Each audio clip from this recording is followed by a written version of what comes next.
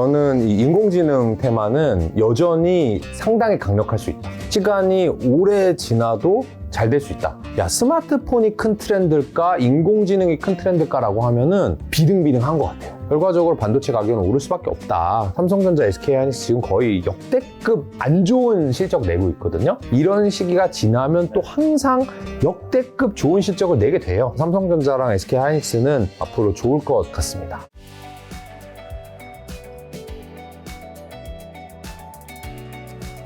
굉장히 오랜만에 나오셨죠? 한 최소 6개월 이상 맞아요, 지난 맞아요. 것 같은데요, 그죠? 그 사이에 이제 패션이 굉장히 대학생이 된 듯한 느낌이 굉장히 어려 보이시네요. 역시 아, 옷이 네. 주는 그게 크다라는 생각이 아, 그렇죠. 듭니다. 그리고 또 요 옷을 입고 나온 이유가 있지만 너무 지금 돈도 안 받는 PPL 같아서 그 얘기 좀 이따 하도록 하고 그 사이에 뭐 주식시장은 좀 어땠나요?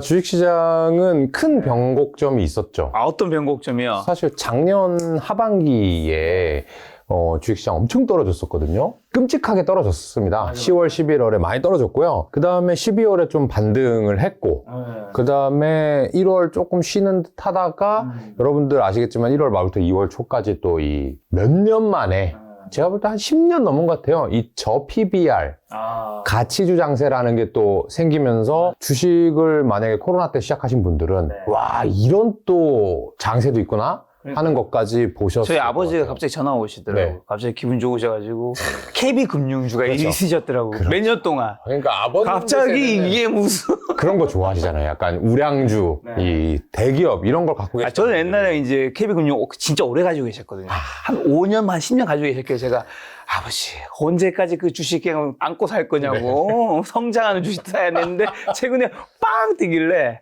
역시 그렇죠. 남의 주식에 대해서 아무 말 하지 말자. 기다리면 어떤 주식이건 간에 오르는 타이밍이 한 번씩 온다라는 것을 저도 오랜만에 깨달았습니다. 자, 그럼 저PBR부터 얘기해 주셨으니까 저PBR주가 왜 크게 오른 거죠?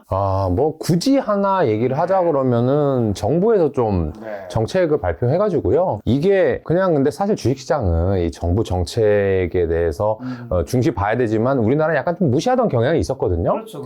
그런데 뭐 정치인들이 너네가 뭘 잘 아냐 뭐 이런 얘기가 있었는데 이게 왜 이렇게 쉽게 먹혔냐 그러면 일본 주식시장이 30년간 되게 안 좋았잖아요. 맞아. 근데 이 밸류 프로그램이랑 비슷한 걸 했었거든요, 일본에서. 그러고 나서 주식시장이 많이 오른 걸 보더니 야, 일본 애들이 이 정도 오를 정도면 야, 코스피 국장 안 좋다고 하지만 그래도 우리가 일본 놈들보단 낫지 않냐? 하면서 이제 주식시장이 되게 쉽게 주가가 올랐었죠. 야, 근데 이 저PBR 관련 정책이 나오기 전에 뭐 당연히 정부도 회의라든가 여러 가지 했을 거잖아요. 네네. 이 나오기 전에 왜 누구 한 명의 전문가도 저PBR주를 봐야 된다. 뭐 이런 멘트가 사실 없었단 말이지. 그러니까요. 그러니까 저도 사실은 성장주를 좋아하는 사람이고 주식을 오래 한 경험을 되살려 보면은 분명히 저 PBR주 또는 우선주, 지주회사 이렇게 세 놈이 묶여요, 사실. 이 가치주 스타일로. 근데 이게 한 10년에 한 번씩은 올랐는데 너무 잊었던 거죠, 이 오랜 기간. 근데 제가 알기로는 이 또 제가 다니던 이 VIP 자산운용의 김민국 대표님이 또 요 분야에 또 전문가시거든요.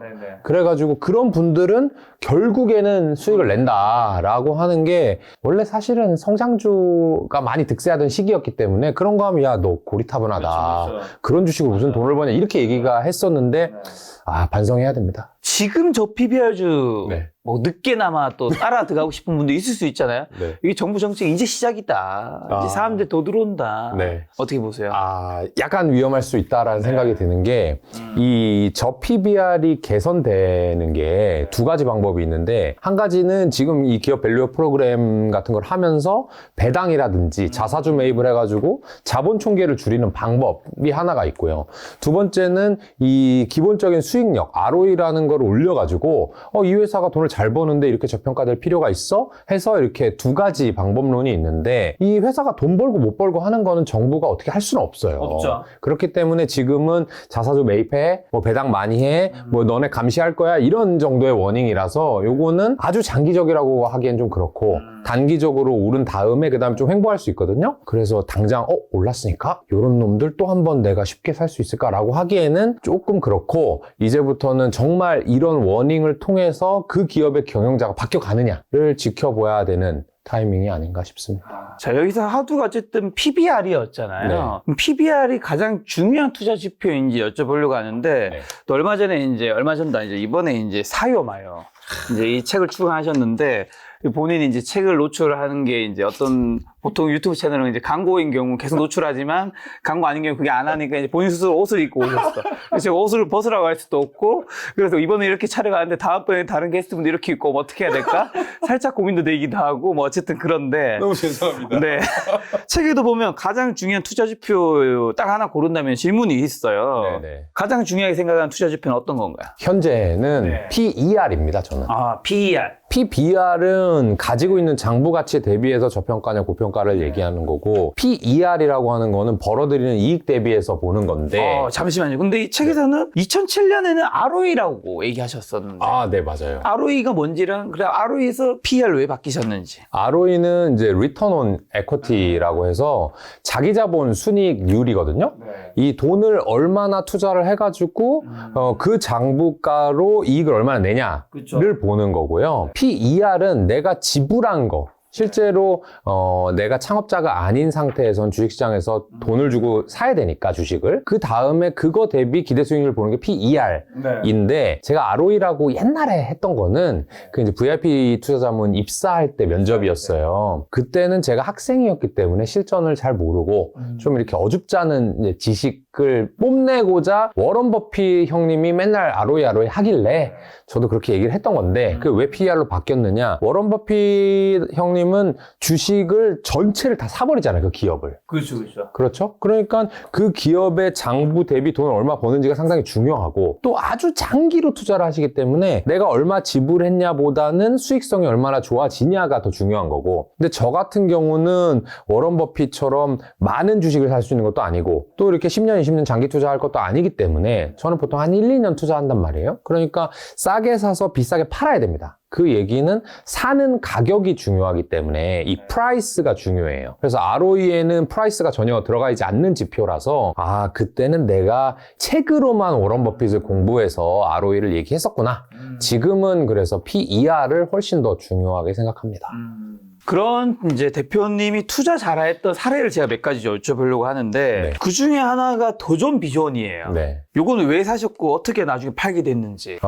도전 비조는 회계 세무 소프트웨어를 만들거든요. 그렇죠. 그래서 우리가 직접 회사에 격리 직원을 가지고 있을 수도 있고 외부에 맡길 수도 있는데 자체적으로 결산하는 회사들 같은 경우에는 우리나라에서 97% 정도의 기업들이 도전 비존의 소프트웨어를 쓰게 됩니다.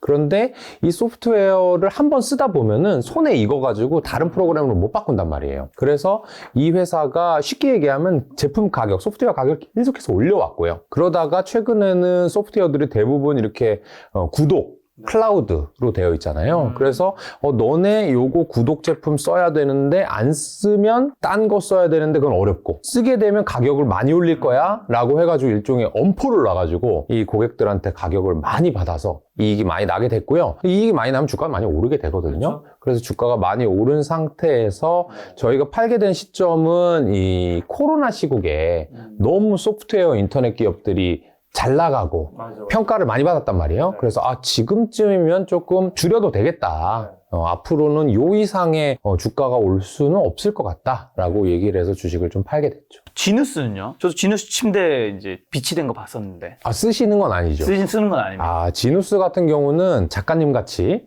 이렇게 좀 소득이 있으신 분들은 그렇게 매기지 말고. 잘 안 쓰고 이 미국에서 많이 팔리는데 그쵸. 네, 우리나라에서 하는데 미국에 수출 많이 합니다. 그 미국의 중저가 이 메모리 폼 라텍스 침대라고 보시면 되는데 제가 품질이 되게 좋다고 들은 것 같아요. 그러니까 가성비가 좋은 걸로 유명하거든요. 근데 저희가 그걸 투자했을 때는 언제냐면 상장하기 전에 KOTC라는 게 있어요. 그래서 우리나라에 비상장이지만 여러분들도 상장 주식같이 매매할 수 있는 거래소가 KOTC, 코넥스 이렇게 두 가지가 있거든요. 그렇게 되면 아주 큰 돈을 가진 사람이 아니라면 매매는 편하게 할 수 있는데 일반 사람들이 모르는 시장이다 보니까 저평가된 경우가 많아요. 그래서 저희가 지누스는 KOTC, 원택이라고 하는 올리지오라고 하는 미용기기 혹시 피부과에서 보신 적 있나요? 못 봤어요. 그렇게 그냥 광고하는 미용 기기가 있는데 그거는 이제 코넥스 시장에서 사다 보니까 우리가 생각했을 때는 상당히 수출이 잘 되는 침대다. 상당히 여성분들한테 인기가 있는 시술이다. 하지만 앞으로 코스닥 시장으로 이전 상장을 하게 되면 상당히 주가가 오를 가능성이 높다 해서 사람들의 시선에서 좀 멀리 떨어져 있을 때 투자를 했기 때문에 그 주식은 수익이 나게 됐죠. 그리고 그 에머슨 퍼시픽, 네. 현 아난티 요거는요? 아난티 혹시 가보셨나요? 아, 저 가봤죠. 저 부산의 기장에 아난티 괜찮죠. 가봤죠. 너무 좋아요. 그게 일반 호텔이나 리조트보다는 약간 좀 외진데 있잖아요. 그래서 조용해서 좋아요. 그렇죠. 그게 이제 제가 느끼기에는 그 이만규 회장님이라는 사람의 약간 식견인 것 같아요. 그래서 그 아난티 리조트는 초고가입니다. 이 회원권이 억 단위가 넘어가고 그게 없으면 들어가지도 못해. 근데 저는 그러면 억 단위 회원권 사면 맨날 갈 수 있는 건가 생각했거든요. 그게 아니더라고요. 1년에 몇 분밖에 못 가는데. 돈은 따로 내. 그리고 갈 때마다 몇십만 원씩 또 내는 거예요. 그러니까 되게 프라이베이트한 리조트를 만들어 놨는데 저는 이 이만규 회장님을 한 15년 전에 뵌 적이 있어요. 그때 일본에 3박 4일인가 같이 이제 출장을 간 적이 있거든요. 근데 이분 보니까 리조트의 왕답게 엄청 디테일하세요. 이 무슨 뭐 큰 회사의 오너니까 그냥 시원하고 돈 많이 쓰고 이런 게 아니고 그분의 관심사는 오직 이 고객들이 리조트를 어떻게 하면 재밌고 프라이빗하게 쉴 수 있을까? 이것만 연구하시는 분이더라고요. 그래서 제가 이 사람이 나중에 리조트를 하나 오픈하면 나는 이 회사를 무조건 투자할 거야. 이런 생각을 하고 있었는데 이 회사가 그 가보신 부산에 투자를 하기 시작하면서 사람들은 그 이만규 회장을 잘 모르잖아요. 근데 너무 큰 리조트를 몸집에 맞지 않게 지어버리니까 부채가 되게 많네? 이거 프로젝트 실패하면 큰일 나겠는데? 라는 생각을 많이 해서 그런 오해가 쌓이면 주가가 저평가되거든요. 근데 저는 이거 무조건 먹힌다. 부자들은 아난티 회원권 무조건 살 거야 라고 생각을 해서 사람들이 싫어할 때 주식을 사서 다행히 지금은 뭐 인스타에다가 뭐 아난티 같은 거 쳐보면 많은 분들이 왔다 갔다 하시거든요. 선망의 리조트고. 그래서 주가 많이 올랐죠. 카니발은요? 카니발은 코로나 때 산 건데 그 자동차 한 거야? 아니요. 기아 자동차 카니발 아니고 이 카니발 그게 참 모르는 척 하기도 어려우실 것 같아요. 200만 여러분, 저도 알고 하는 질문입니다. 그럼요. 여기 누가 댓글로 야 진짜 진행자 진짜 무식하다 하면서 지금 보니까 이거 안 보이시겠지만 여기다 줄 치면서 읽으신 분이에요. 그렇기 때문에 다 알고 물어보시는 거고. 아니 저 앞에까지 밖에 안 읽었어요. 빨리 대답해 주세요. 네, 이 카니발은 전 세계에서 1등 크루즈선을 만듭니다. 만드는 게 아니라 크루즈선을 운항하는 회사예요.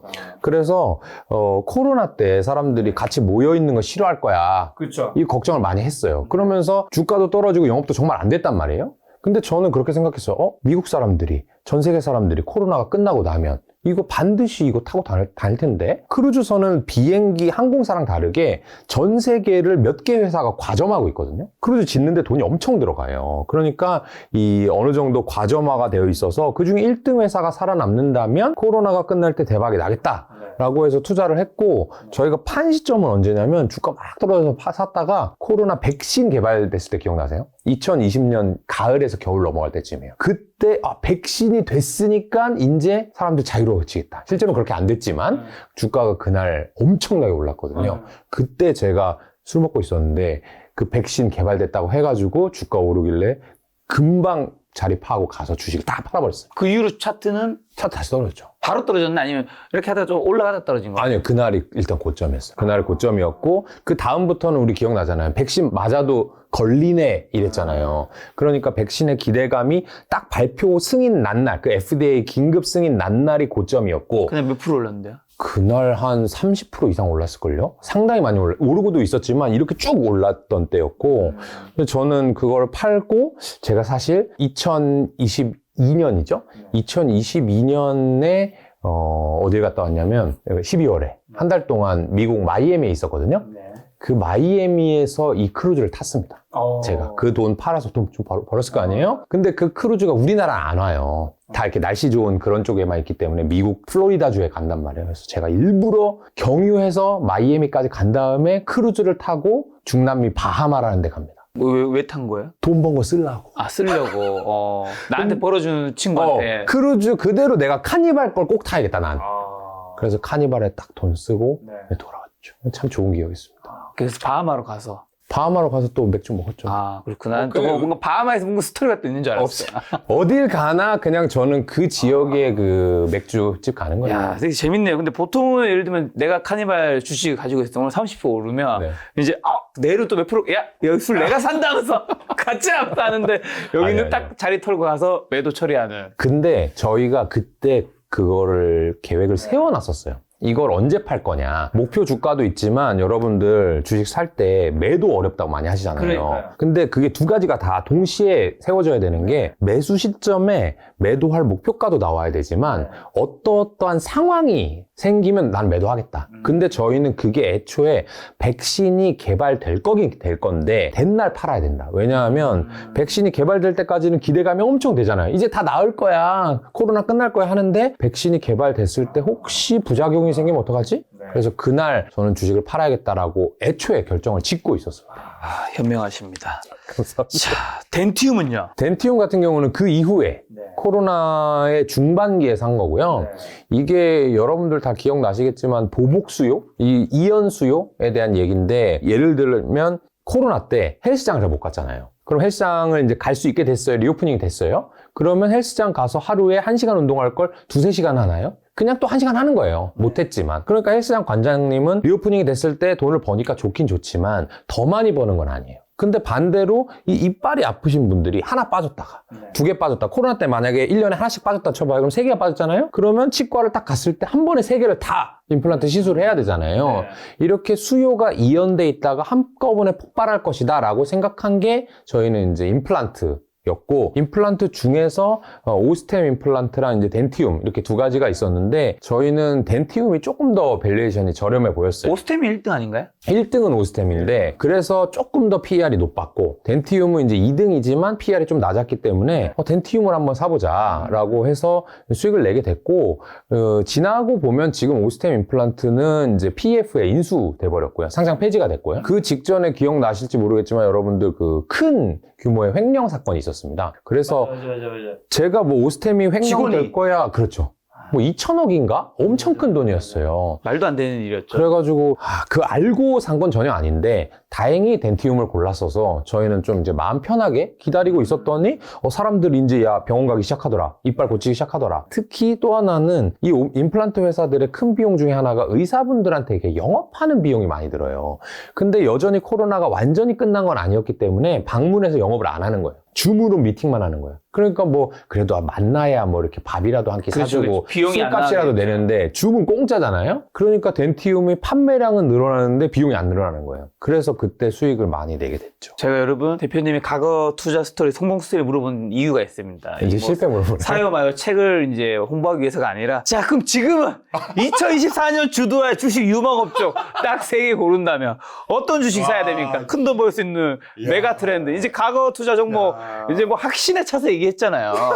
아니 이런 거는 뭐 내가 다 맞춘 거다. 크루저 그 딱 백신 나오면 딱 하는 거였다. 그래서 큰 돈 번 거다. 자 이제 미래 이게 중요한 거죠. 옳은 것만 책에 쓴 거고요, 여러분들. 실패한 내용도 썼지만, 근데 이렇게. 네, 실패는 중요하지 않아요.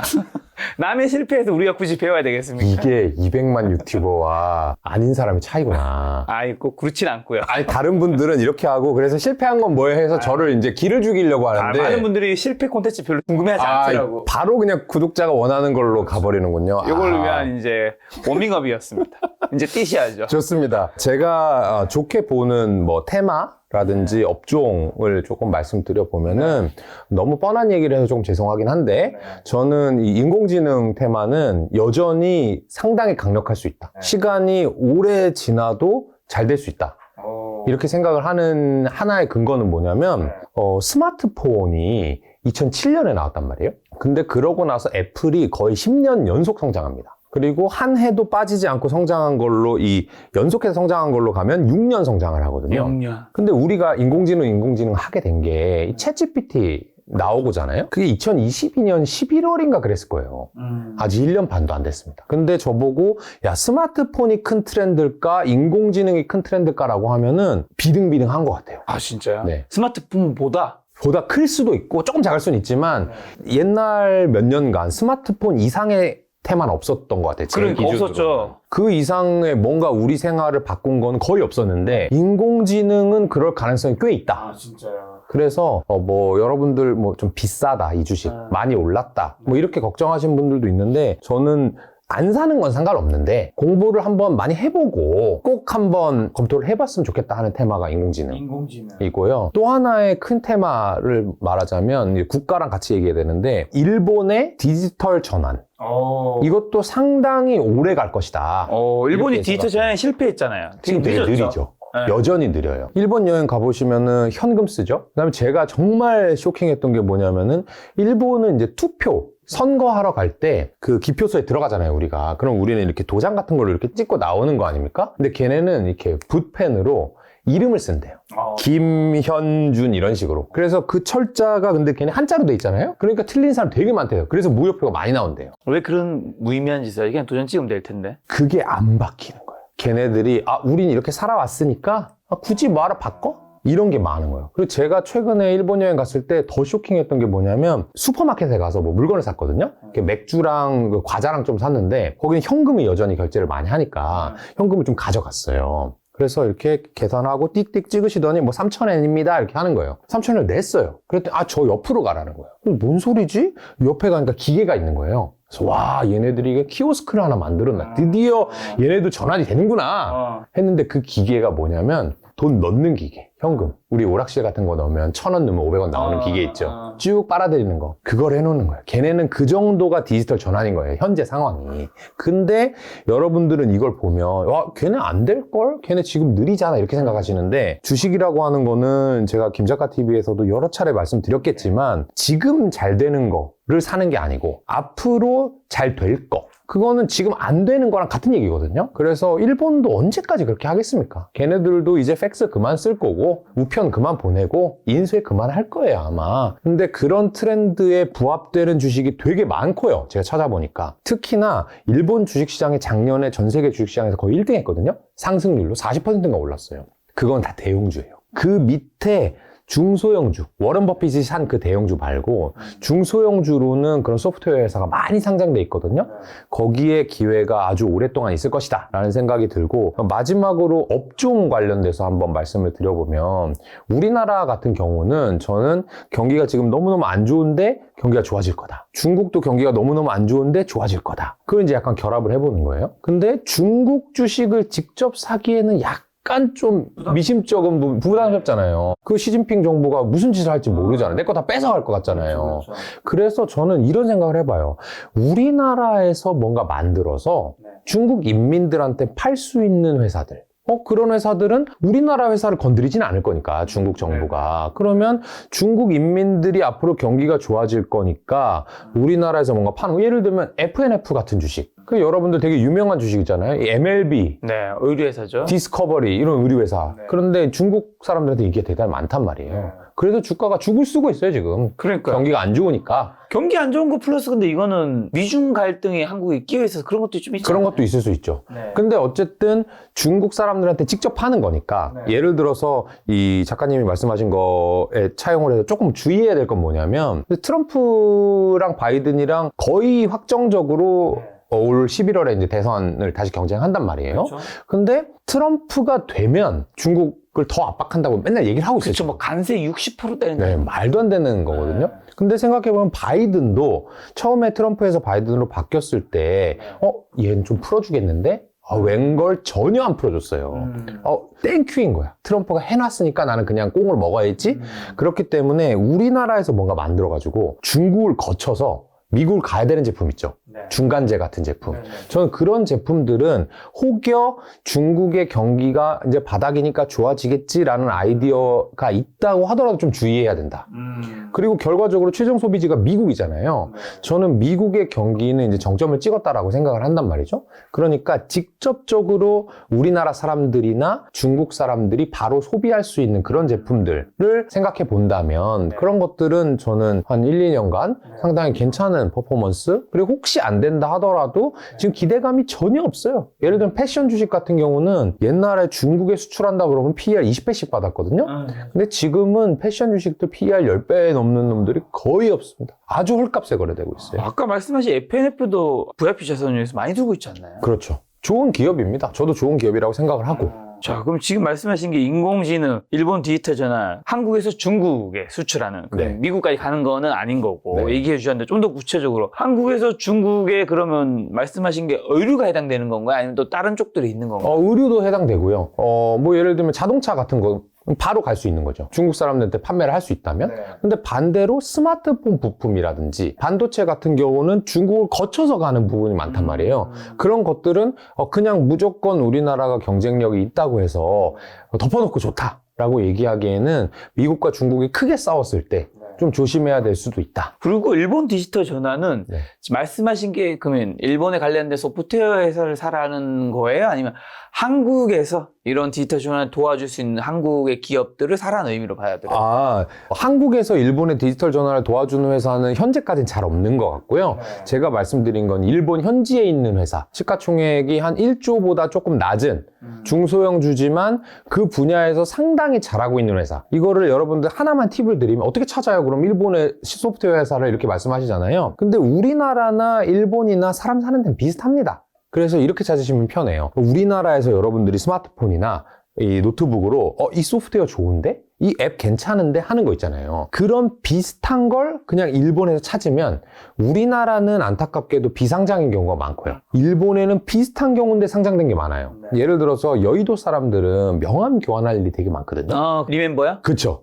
리멤버 비상장이에요, 우리나라에서는. 근데 똑같은 앱이 일본에서 잘 경영하고 있는 애들이 상장이 돼 있어요. 그런 것을 찾아보면은 우리나라 명함 앱이라고 해서 이 네임 카드 앱, 비즈니스 카드 앱 이렇게 해가지고 일본에 찾아보시면 구글 또는 챗GPT가 아주 잘 알려줍니다. 자, 첫 번째는 인공지능이었죠. 네. 인공지능 하면 근데 AI는 너무 폭이 좀 넓으니까 네. 조금 좁혀준다면요. 그거는 사실 투자 스타일의 차이인데 저희 회사 같은 경우는 소프트웨어 회사들을 좋아해요. 왜냐하면 인공지능이 잘 되면 엔비디아도 잘 되겠죠. 삼성전자도 잘 되겠죠. 하지만 그들은 뭔가 연구 개발비도 많이 지출을 해야 되고 특히 삼성전자 같이 하드웨어를 하는 회사들은 이 설비 투자도 많이 해야 되거든요. 그러니까 저희 스타일에는 조금 부담이 있고요. 소프트웨어 회사는 그것만 잘 만들어 놓으면 물건을 한두 개 파는 데 있어서 추가 비용이 안 들어가는 저희 말로 영업 레버리지가 높은 산업인데 이렇게 찾으면 쉬워요. 이 첫 번째는 업종 소프트웨어, 두 번째는 전환 비용. 이 소프트웨어가 없으면 안 돼 하는 거 있잖아요. 그런 것들 아마 여러분들이 실제 쓰시는 분들도 있을 거고 그 다음에 업계에서 활용하시는 앱도 있을 거예요. 예를 들면은 아마도 제가 확인해 본 바는 없지만 김작가 TV를 편집하시는 그건 아마 어도비 프리미어로 하시죠? 네. 어도비 프리미어가 아니면 예를 들면 작가님께서 직접 편집하신다면 모르겠지만 직원분들이 계시다면 나는 원칙이야. 어도비 프리미어 아니고 편집해야 돼. 그걸로 편집하면 너 죽을 줄 알아? 하면은 편집자가 싫어하겠죠? 싫어하겠죠. 왜 싫어하나요? 그거를 써봤으니까. 잘 그게 몸에 편하니까. 그게 전환 비용이라는 거거든요. 이 전환 비용이 있는 회사들이 이제 세 번째입니다. 세 번째 조건. 거기에서 AI를 도입해서 네 번째 조건, 가격을 올릴 수 있어야 돼요. 그 제품 가격. 근데 제가 어도비 프리미어를 괜히 말씀드린 게 아니라 실제로 어도비 프리미어를 구독하는 그 가격이 계속 올라가고 있거든요. 아시죠? 근데 최근에는 그 명분이 생긴 거야. 이 가격을 올리더라도 우리가 좋아하는 음식점집 가도 그냥 올려도 어쩔 수 없이 나는 먹을 거긴 한데 단골이니까. 명분은 필요하죠. 근데 뭐라고 쓰잖아. 이렇게 식자재 인상으로 인해 어쩔 수 없이 그 명분이 중요하거든요. 그러니까 이 어도비가 뭐라고 하냐면 우리 이번에 인공지능 도입했어요. 이 기능이 추가돼서 여러분들 편해지실 거예요. 그렇게 가격을 올렸는데 실제로는 그들이 그걸 만드는데 돈이 더 들어간 건 아닙니다. 그 얘기는 가격을 올린 만큼 이익이 많이 늘어날 수 있는. 정리해보면 소프트웨어 업종 중에서 전환 비용이 있는 회사인데 인공지능을 도입해서 그 제품 가격을 올릴 수 있는 회사들을 조금씩 찾아보면 꽤 많이 있어요, 의외로. 그리고 대부분 상장사입니다, 그런 것들은. 그래서 여러분들이 투자하기에 상당히 괜찮고, 금요일이죠, 금요일. 미국장에서 많이 오는 오토데스크라고. 그 회사도 거의 비슷하게 부합해요. 오토데스크가 뭐 하는 회사냐면, 캐드. 캐드. 예, 설계할 때는 이거 아니면 안 되는 거예요. 안 되는 거죠. 예, 그림 그릴 때는 어도비 아니면 안 되는 거고 설계하는 캐드 아니면 안 되는 거예요. 근데 당연히 얘네들도 구독이고 인공지능 당연히 도입했고 가격을 당연히 올렸거든요. 네. 그래서 실적이 잘 나오고 주가가 오르는 그런 방법으로 찾아보시면 아마 여러분들 AI 시대에 계속해서 장기간 돈을 벌 수도 있지 않을까 그렇게 그러면 생각합니다. 어도비 사요 마요? 저는 어도비 사요마요가 나올지 몰랐는데 저는 장기적으로 계속 괜찮게 봅니다.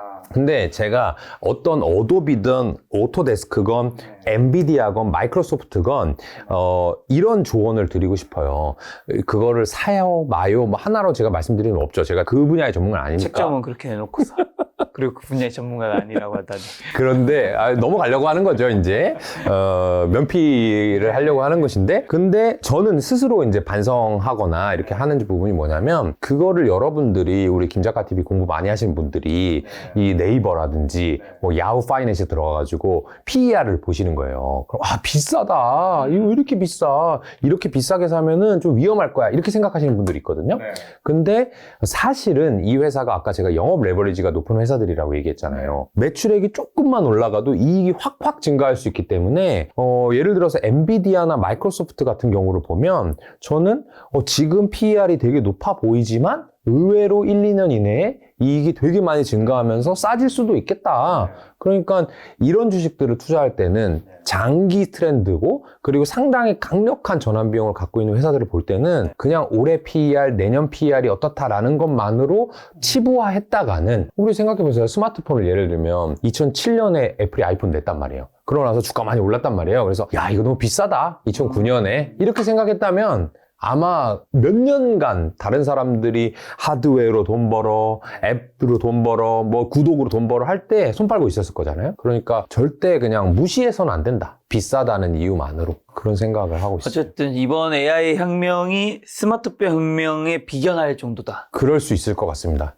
특히 제가 그렇게 생각하게 된 계기가 뭐냐면 이 여러분들 인터넷을 찾아보시면 이제 기사가 나오는데 그 마이크로소프트가 챗GPT의 대주주잖아요. 근데 마이크로소프트의 윈도우에다가 코파일럿이라는 이름으로 챗GPT를 이제 집어넣어 놨어요. 근데 그 코파일럿의 다음 버전에서는 이 나의 키보드와 마우스를 통제할 수 있게 된대요. 그러면 지금 같은 경우는 김작가 TV 구독자 몇 만이에요? 이렇게 물어보면 그냥 대답하는 정도 나오는 거잖아요. 근데 그게 아니라 김작가 TV 만약 구독자 200만 이상이라면 구독해줘 라고 하면 마우스를 옮겨가지고 유튜브를 틀고 구독 버튼을 딱 누르는 거예요. 그 얘기는 내가 실제 사람인 비서를 두지 않다고 하더라도 정말 뭔가 내가 조금 저부가 가치인 일을 이 컴퓨터한테 시키고 나는 효율적으로 일하게 되는 거잖아요. 이게 사실은 저는 엄청나게 큰 변화일 수 있다. 모든 사람이 이렇게 비서를 쓰게 되는 이 시기가 되면 생산성이 되게 좋아지면서 이 경제가 과거 10년간 골디락스가 됐던 것이 이 인터넷과 스마트폰 혁명 때문에 경제가 성장하지만 물가가 오르지 않는 이런 것이었거든요. 저는 같은 모습이 앞으로 10년에도 일어날 수도 있다. 무시해서는 안 된다. 그렇게 보고 있어요. 그럼 말씀하신 앞으로 10년에도 이제 일어날 것이라고 보시니까 네. 종목에서는 사실은 이 편차가 있겠지만 네. 이런 것도 이제 공부하기 힘든 분들은 ETF가 당연히 AI 또 ETF 있을 네. 거잖아요. 네. 그런 거를 투자하는 것도 나쁘게 보지 않으시겠어요? 좋게 보죠. 좋게 보는데 저는 이거는 의외로 큰 회사들을 갖고 있는 게 나쁘지 않을 수 있다. 예를 들면 그냥 마이크로소프트 갖고 있는 게 ETF보다 아웃퍼폼 할 수도 있다. 제가 사실 이 얼굴을 어디다가 비치게 된 이후에 빅테크가 좋다라고 얘기한 적 사실 많진 않아요. 중소형주가 아웃퍼폼 할 수 있다라는 얘기를 많이 드렸었는데 이런 분야에서는 약간 위너 테이스크 올 해가지고 그쪽에 많이 갈 수 있지 않을까 하는 생각을 해서 저는 그런 주식 사본 적이 없는데 진심으로 마이크로소프트 한번 사봐야 되나? 진짜로 하는 생각도 되게 진지하게 근데 이미 해보고 사실 시총 1위를 해버렸잖아요. 세계 1위죠. 근데도 지금도 이제 말씀하신 대로 앞으로도 10년 갈 거니까 만약에 애플처럼 마이크로소프트가 된다면 애플이 시가총액 세계 1위 된다면 계속 올라갔거든요. 그런 모습이 보일 수도 있지 않을까? 네, 여러분들 산다는 얘기는 아닙니다. 정말 진지하게 고민해보고 있다 정도의 얘기입니다. 이 정도면 거의 살아난 건데. 아니요. 여러분들 오해하시면 안 됩니다. 알겠습니다. 저는 한 10주 사보도록 하겠습니다. 제 인생에 큰 피해는 안 가니까 10주는. 그럼 엔비디아는요? 연일 신고가 찍고 있는. 엔비디아 지금 얼마죠? 엔비디아 뭐 700불까지 봤던 것 같은데. 진짜 $400 하면 와 진짜 많이 오르는구나 싶었는데 어느 순간 500, 600, 700까지 있길래 그렇죠. 그것도 많이 올랐는데 그게 약간 마이크로소프트랑 조금 차이인 것 같은 게 엔비디아는 물론 직접 생산은 안 하는 걸로 알고 있습니다만은 어쨌든 하드웨어 회사입니다.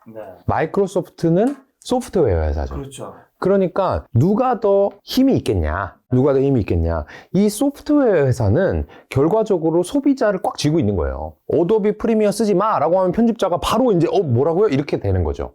근데 만약에 김 작가님께서 편집자한테 너 D램 삼성전자 거 쓰지 말고 하이닉스 있는 노트북만 사 라고 하면 그럴게요 이렇게 되는 거잖아요. 크게 상관없죠. 그러니까 물론 지금까지는 엔비디아가 엄청난 기술력으로 이렇게 독식을 하고 있는 걸로 알고 있어요. 그래서 저도 엔비디아 훌륭한 기업인 것 같고 생각보다 밸류에이션이 높지 않다고 생각합니다. 지금 가격에도? 네. 그게 되게 높아 보이지만, 최근에 또 다른 기사를 보면, 마크 저커버그, 이 메타의 CEO가 뭐라고 했냐면, 엔비디아의 이 H100 칩을 포함한 엔비디아의 이 GPU를 몇 개 이상 구매하겠다라고 얘기를 했단 말이에요. 근데 그걸 제가 숫자를 좀 세봤거든요. 엔비디아가 현재 만들고 있는 것의 큰 부분을 차지할 만큼 더 사겠다는 거예요. 근데 그러면 저커버그만 살까? 아니겠죠. 구글도 사겠죠? 테슬라도 사겠죠? 마이크로소프트 사겠죠? 하게 되면 당분간 엔비디아의 그 독식 구조가 안 깨질 것 같고 엔비디아는 매출과 이익이 지금 빵빵빵 튀고 있고 앞으로도 튈 것 같아요. 그래서 옛날에 저였으면 야 하드웨어가 PER이 이렇게 100배? 이게 말이 되냐? 이렇게 얘기했을 건데 지금은 그렇진 않습니다. 하지만 그래도 얘네들은 뭔가 이 물건을 더 팔려고 하면 결국엔 TSMC의 공장을 이용해야 되고 걔네들한테 원가를 줘야 된단 말이에요. 그리고 경쟁사가 뭐 인텔이 됐건 삼성전자가 됐건 누가 생길 수도 있어요. 잘 모르지만. 근데 마이크로소프트 같은 경우에는 오피스라든지 윈도우의 경쟁자는 없어요. 없기 때문에 AI의 그 수혜를 온전히 똑같이 받는다라고 가정했을 때는 마이크로소프트가 좀 더 우위에 있는 회사가 아닌가? 그런 생각을 해봐요. 그러면 미국 빅테크 중에서 다른 회사들도 많잖아요. 네. 그 중에서 좀 매력적으로 보신 거 있으세요? 저는 지금 MS랑 네. 엔비디아는 이제 괜찮게 보신다고 얘기하는 거 같고 대부분 괜찮은 것 같고요. 이 역발상으로 저는 테슬라. 테슬라 박살났죠. 네. 아니 다른 종목에 비해서 너무 박살이 나서. 그렇죠. 테슬라만 빠지고 있죠. 지금 그 매그니피센트 7 중에 빠지고 있는데 저도 가지고 있는데 미국 주식 중에서 테슬라만 지금 마이너스예요. 저는 의외로 이거랑 다른 얘기입니다. AI랑 다른 얘기인데 그냥 미국 빅테크를 말씀하셔가지고 저는 테슬라 같은 경우는 접근해 볼 필요가 있다. 지금 공부를 해야 된다 라고 생각해요. 왜냐하면 옛날에 테슬라 정말 잘 나갈 때 있었잖아요. 원탑일 때, 이 빅테크의 원탑. 그때는 사람들이 테슬라, 야, 자동차 잘 만들어. 전기차 기술 있어. 뭐 브랜드도 멋져. 자율주행 기술 있어. 무슨 로봇도 만들어. 막 장밋빛 미래만 얘기를 했단 말이에요. 그때는 제가 사실 이거 안 될 수도 있잖아요. 자동차 잘 만드는 거 알겠어요. 근데 조금 슬로우 다운 해지면 나머지 기술에 대해서 너무 프리미엄 낀 게 떨어질 수 있어요 라고 많이 말씀드렸었는데 지금은 이제 $100 중반대란 말이에요. 이렇게 되면 이 회사가 가지고 있는 여러 가지 기술 대비해서는 그렇게 비싼 건 아니에요. 그리고 만약에 조금 더 떨어지잖아요? 그러면 말하자면 그냥 폭스바겐, 현대, 도요타랑 비슷한 느낌의 회사와 같은 회사가 되는 거거든요. 근데 이 회사가 분명히 브랜드 가치도 있죠. 전기차 기술이 있죠. 자율주행 기술이 있죠. 로봇도 있죠. 하기 때문에 모든 사람들이 테슬라를 일반 자동차 회사라고 생각할 때쯤 야, 이놈 별거 아니네. 전기차 아무것도 아니었네. 할 때쯤엔 저는 꼭 사야 될 주식 중에 하나라고 보거든요. 그래서 지금 인공지능 시대에 좀 이렇게 소외받고 있긴 하지만, 저는 지금부터는 테슬라도 본격적으로 얘네가 자동차 회사냐, 아니면 인공지능 회사냐, 전기차, 자율주행차 회사냐, 이거에 대해서 공부를 해봐서 확신이 든다면 이제 투자를 해봐도 되는 시기가 가까워지고 있다. 근데 대표님이 저희 채널 몇 번 출연하셨는데 이렇게 미국의 빅테크 주식을 이렇게까지 좋게 말하진 않았던 것 같은데. 그렇죠. 이번에 왜 이렇게 뭔가 좋게 보세요? 일단 테슬라는 주가가 많이 떨어졌기 때문에 테슬라는 그렇고 그런 거고요. 그 다음에 엔비디아나 마이크로소프트 같은 경우에는 사실은 이제 인공지능 이 추세가 저도 이제 공부를 조금씩 해보고 소비자로서 조금씩 이용을 해보다 보니까 이게 주가가 많이 올랐다고 그냥 터부시하기에는 너무 큰 변화일 수 있겠다 하는 생각을 뒤늦게 해요. 그래서 사실 작년에 그렇게 생각을 했었어야 되는데 작년을 지나오면서 그런 생각을 많이 하고 있습니다. 그러니까 엔비디아 $700인 지금 그걸 네, 그때 말씀드릴 수 있었으면 뭐 제가 책이나 쓰고 그랬겠습니까? 사요, 마요. 자, 빅테크를 제외한 미국 주식 중에 혹시 그러면 매력적으로 좀 보시는 건 아예 이제 이런 것보다는 그냥 지금 그냥 빅테크다 이런 입장이신 건가요? 빅테크는 여전히 나쁘지 않다. 이렇게 보고요.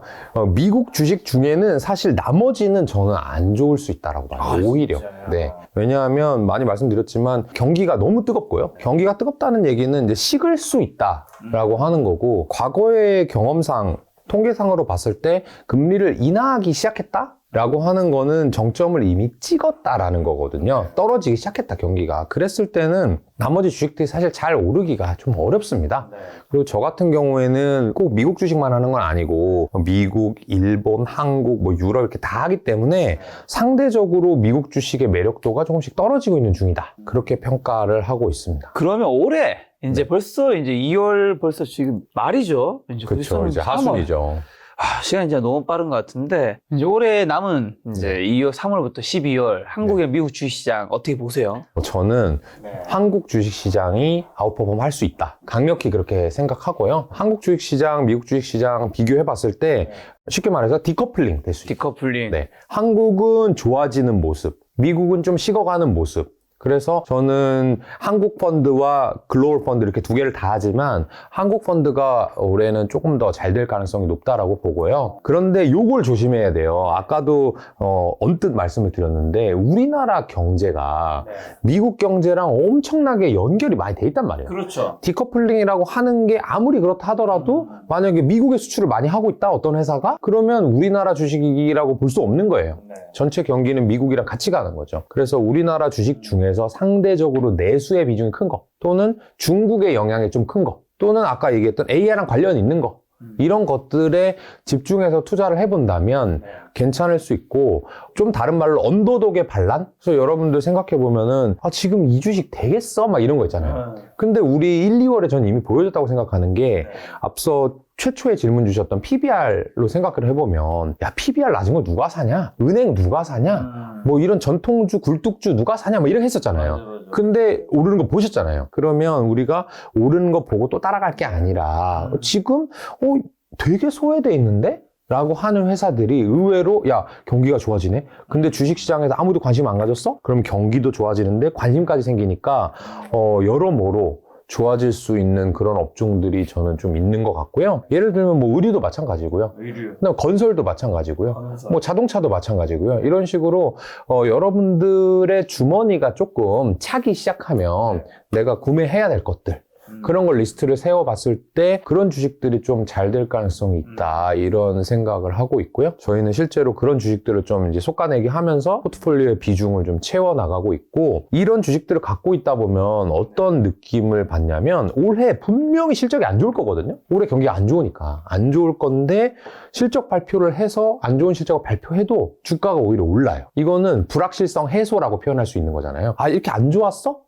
생각보단 괜찮네? 근데 만약에 이게 의외로 이 경기 순환의 끝에 있고 좋아지는 축에 들어가면, 야, 얘가 이렇게 돈 버는 애였어? 나 이렇게 버려놨었는데? 라고 하면서 여의도의 큰 펀드 매니저분들이 주식을 조금씩만 야금야금 사줘도 주가의 탄력이 조금 셀 수 있지 않을까? 그래서 여러분들이 안 봤던 주식, 야, 요런 거 관심 없었는데? 하는 주식에서 조금 승자가 나올 수도 있다. 그렇게 보고 언급해 있어요. 주신 게 하나가 자동차인데, 자동차는 왜요? 자동차 같은 경우도 전통적인 경기 소비재거든요. 주머니가 차야. 그렇죠. 돈을 쓰고 차를 아반떼 살 걸, 소나타 살 걸, 그랜저 살 수 있어야 되니까 전통적인 경기 소비재라고 해서 저는 관심이 있게 보고요. 다만 제가 이거 그렇다고 해서 현대차를 사라고 하는 게 아닌 게, 현대차의 판매 절대적인 비중이 어디냐? 한국이냐? 중국이냐? 미국이냐? 이걸 여러분들 봐야 되는 거예요. 그래서 저 같은 경우는 한국과 중국 비중, 아니면 유럽까지 이렇게 좀 좋은 애들이 괜찮을 것 같고, 미국에 너무 노출이 많이 돼 있는 회사들은 조금 조심할 필요가 있고요. 미국이 지금이 가장 고점이니까. 네, 그렇게 생각합니다. 자, 그럼 건설은요? 아까 건설 얘기해 주셨는데. 건설도 뭐 지금 건설주 사는 사람 없을걸요? 집 사는 사람도 야, 굳이 오늘 사냐? 6개월 있다 사자. 좀 더 빠질 거야. 이렇게 생각하잖아요. 그 얘기는 아무도 안 산다는 얘기예요. 여러분들 이거 뒤집어 놓고 생각을 해보면 진짜 아무나 집을 사던 그 시기 있었잖아요. 그 뭐라 그러죠? 영끌 비투라고 하나요? 그렇죠. 그렇게 막 사던 시기에 그 전까지 집값이 올랐었죠? 그렇죠. 그러고 이제 꼭지를 만들고 훅 떨어져가지고 사실 힘들어진 분들 많잖아요. 그거랑 반대로. 야, 지금 집 사지 마. 야, 집 지금 사야 돼? 아, 좀 기다리래. 좀 더 빠질 거야. 이런 얘기 많이 나오잖아요. 많이 나오죠. 그러니까 집값이 떨어질 거고, 집값이 떨어지면은 건설회사를 상당히 힘들어집니다. 땅은 사놨는데 분양이 안 되지. 그러니까 헐값에 분양해야 되지. 분양이라고 하는 건 결국 건설사의 매출이거든요. 헐값 분양한다는 거는 이제 할인 판매한다는 거고 수익성이 안 좋아진다는 얘기인데 분명히 올해가 안 좋을 겁니다. 근데 그 안 좋다는 거를 많은 사람이 알고 있기 때문에 주식은 미리 팔아놓은 거예요. 일종의 속된 말로 빈집이라고 보면 얘네가 생각보다 나쁘지 않네? 생각보다 괜찮네? 라고 하면 괜찮아질 수 있고요. 또 하나는 금리도 비슷한 것 같아요. 금리 높다는 거 지금 누구나 알고 있죠. 알죠. 야, 돈 빌리지 마. 지금 큰일 났어. 비투한 사람들 난리도 아니야. 했는데 그러면 지금이 금리가 더 올라갈 시기냐? 아니면 꼭지니까 좀 참으면 내려갈 시기냐? 저는 이제 후자에 가깝잖아요. 그러면 금리가 내려갔을 때 돈을 버는 회사는 어디냐? 그런 걸 좀 찾아보면 반대로 금리가 올라가면 은행들이 돈을 번단 말이에요. 네. 금리가 내려가면 할부금융하는 회사들, 할부로 뭔가 사야 되는 회사들 있잖아요. 그런 회사들은 금리가 좀 내려갔네. 그게 자동차도 해당되는 거예요. 자동차를 일시불 현금으로 사시는 분들도 있지만 할부 리스 껴서 사시는 분들도 많고요. 부동산도 마찬가지잖아요. 내 돈 주고 100% 사시는 분들은 아마 별로 없을 거예요. 은행 대출 다 끼잖아요. 그렇게 되면 10억짜리 집을 사셔야 되는 분들이 금리가 올라가지고 7억, 6억으로 내려갔다가 지금 다시 금리가 좀 떨어질 수 있겠네? 하면 10억으로 올라갈 수 있거든요. 그 얘기는 집값이 오를 수도 있다는 얘기고 그 얘기는 연결해서 얘기하면 건설주가 바닥에서 조금 다지고 올라갈 가능성도 있지 않을까? 여러분들 제가 건설주 사라, 패션주 사라 이렇게 하면은 말도 안 되는 소리냐 이렇게 얘기하시는 분들 지금 많으실 건데 저는 그런 부분에서 이 언더독들의 반란이 일어날 수도 있다 그렇게 생각하고 있습니다. 언더독과는 다르게 지금 이제 굉장히 인기를 끌고 있는 거는 세계 곳곳에서 전쟁 터지고 대북 안보 리스크마저 이제 부각되면서 방산주 굉장히 뜨겁잖아요. 하나 에어로스페이스랑 또 다른 데가 어디가 있죠? 두산그룹도 있고요. 항공우주. 네, 한국항공우주도 있고. 요즘 보면 주가도 그렇고, 제 유튜브도 다른 채널 오랜만에 딱 봤는데, 온 곳에서 이제 곧 있으면 전쟁이 다 터질 것 같아요. 아, 그래요? 그러면 주식하면 안 되는데. 이게 보면서 느낀 생각이 저는, 이 방산주가 뜨거운 것과 안보나 이런 게 부각되는 게 같이 가는구나, 요즘에. 네, 그렇죠. 그런 생각이 들더라고요. 그리고 이게 K국방이라는 얘기도 나왔더라고요. 네, K방산. 네, 우리나라의 이런 방산업체들이 사실은 이렇게 휴전국가 거의 없잖아요. 그러니까 어느 정도 우리나라가 거기다 돈을 많이 쓰니까 개발한 것도 사실이고 맞아요. 현업에 물어보면 그래도 이게 수출이 많이 되기 시작한 건 얼마 안 됐대요. 맞아요. 그러니까 저는 이 국방 방산 회사들이 나쁘다 이런 얘기를 하는 건 아닌데 제가 예전에 방산 업종도 조금 공부를 해봤거든요. 이 업종의 특징은 자본 회행 기간이 되게 길어요. 연구개발도 5년, 10년 하는 거고 그 얘기는 수주를 해가지고 공급하는 기간도 되게 길긴 한데 반대로 뭔가 얘기를 한다고 해서 저희 어디에 공급 준비 중이에요 하는 게 당장 터지는 일이 잘 없고 야금야금 하면서도 오래가는 비즈니스거든요. 근데 주식시장은 그거랑 좀 달라요. 주식시장은 되게 빨리빨리 반영해서 움직이잖아요. 그래서 방산주가 지금 만약에 상당히 좋은 퍼포먼스를 보이고 있다면 오히려 저는 지금 우크라이나도 터져 이스라엘도 터져 이렇게 다 터지는데 더 터질 거냐 안 터질 거냐라고 생각해보면 앞으로는 좀 덜 싸우는 쪽에 봐야 되지 않을까? 대만 이슈도 있잖아요. 대만 터지면 저희 그만해야죠 이제. 우리도 엄청 영향을 받겠지, 진짜. 그러면 대만은 사실 우리 입장에서는 그치요. 우크라이나, 이스라엘과는 다른. 지금까지 이 우크라이나랑 이스라엘 전쟁 터졌을 때는 우리나라에 영향 거의 없었거든요. 근데 만약에 중국이 대만을 침공하면 그거는 거의 전쟁이라고 봐야 되기 때문에 주식에 의미가 없을 것 같고 그게 아니라고 했을 때는 저는 방산은 사람들이 관심을 많이 갖고 있으니까 상대적으로 수익 실현을 해보는 게 낫지 않을까? 이런 생각을 오히려 해봅니다. 지금은 좀 조심해야 된다. 네. 대표님은 대중과는 좀 반대로 가시는. 네, 그래서 돈을 벌어야 되는데 고통만 받고 있습니다.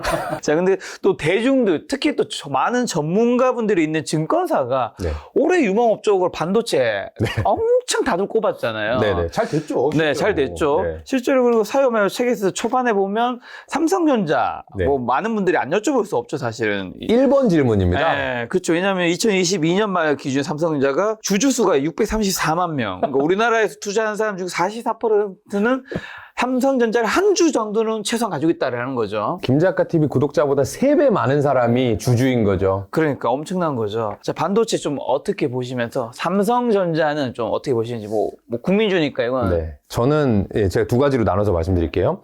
일단 증권가에서 삼성전자 및 반도체를 추천 업종으로 꼽은 이유는 올해만 꼽는 건 아닙니다, 사실. 증권가에서 반도체를 파세요. 얘네 비중 축소해야 됩니다. 한 거는 저는 사실 제가 주식하고 본 적이 없어요. 20년 동안 그건 못 본 것 같고요. 그럼 왜 이들이 추천을 할 수밖에 없냐?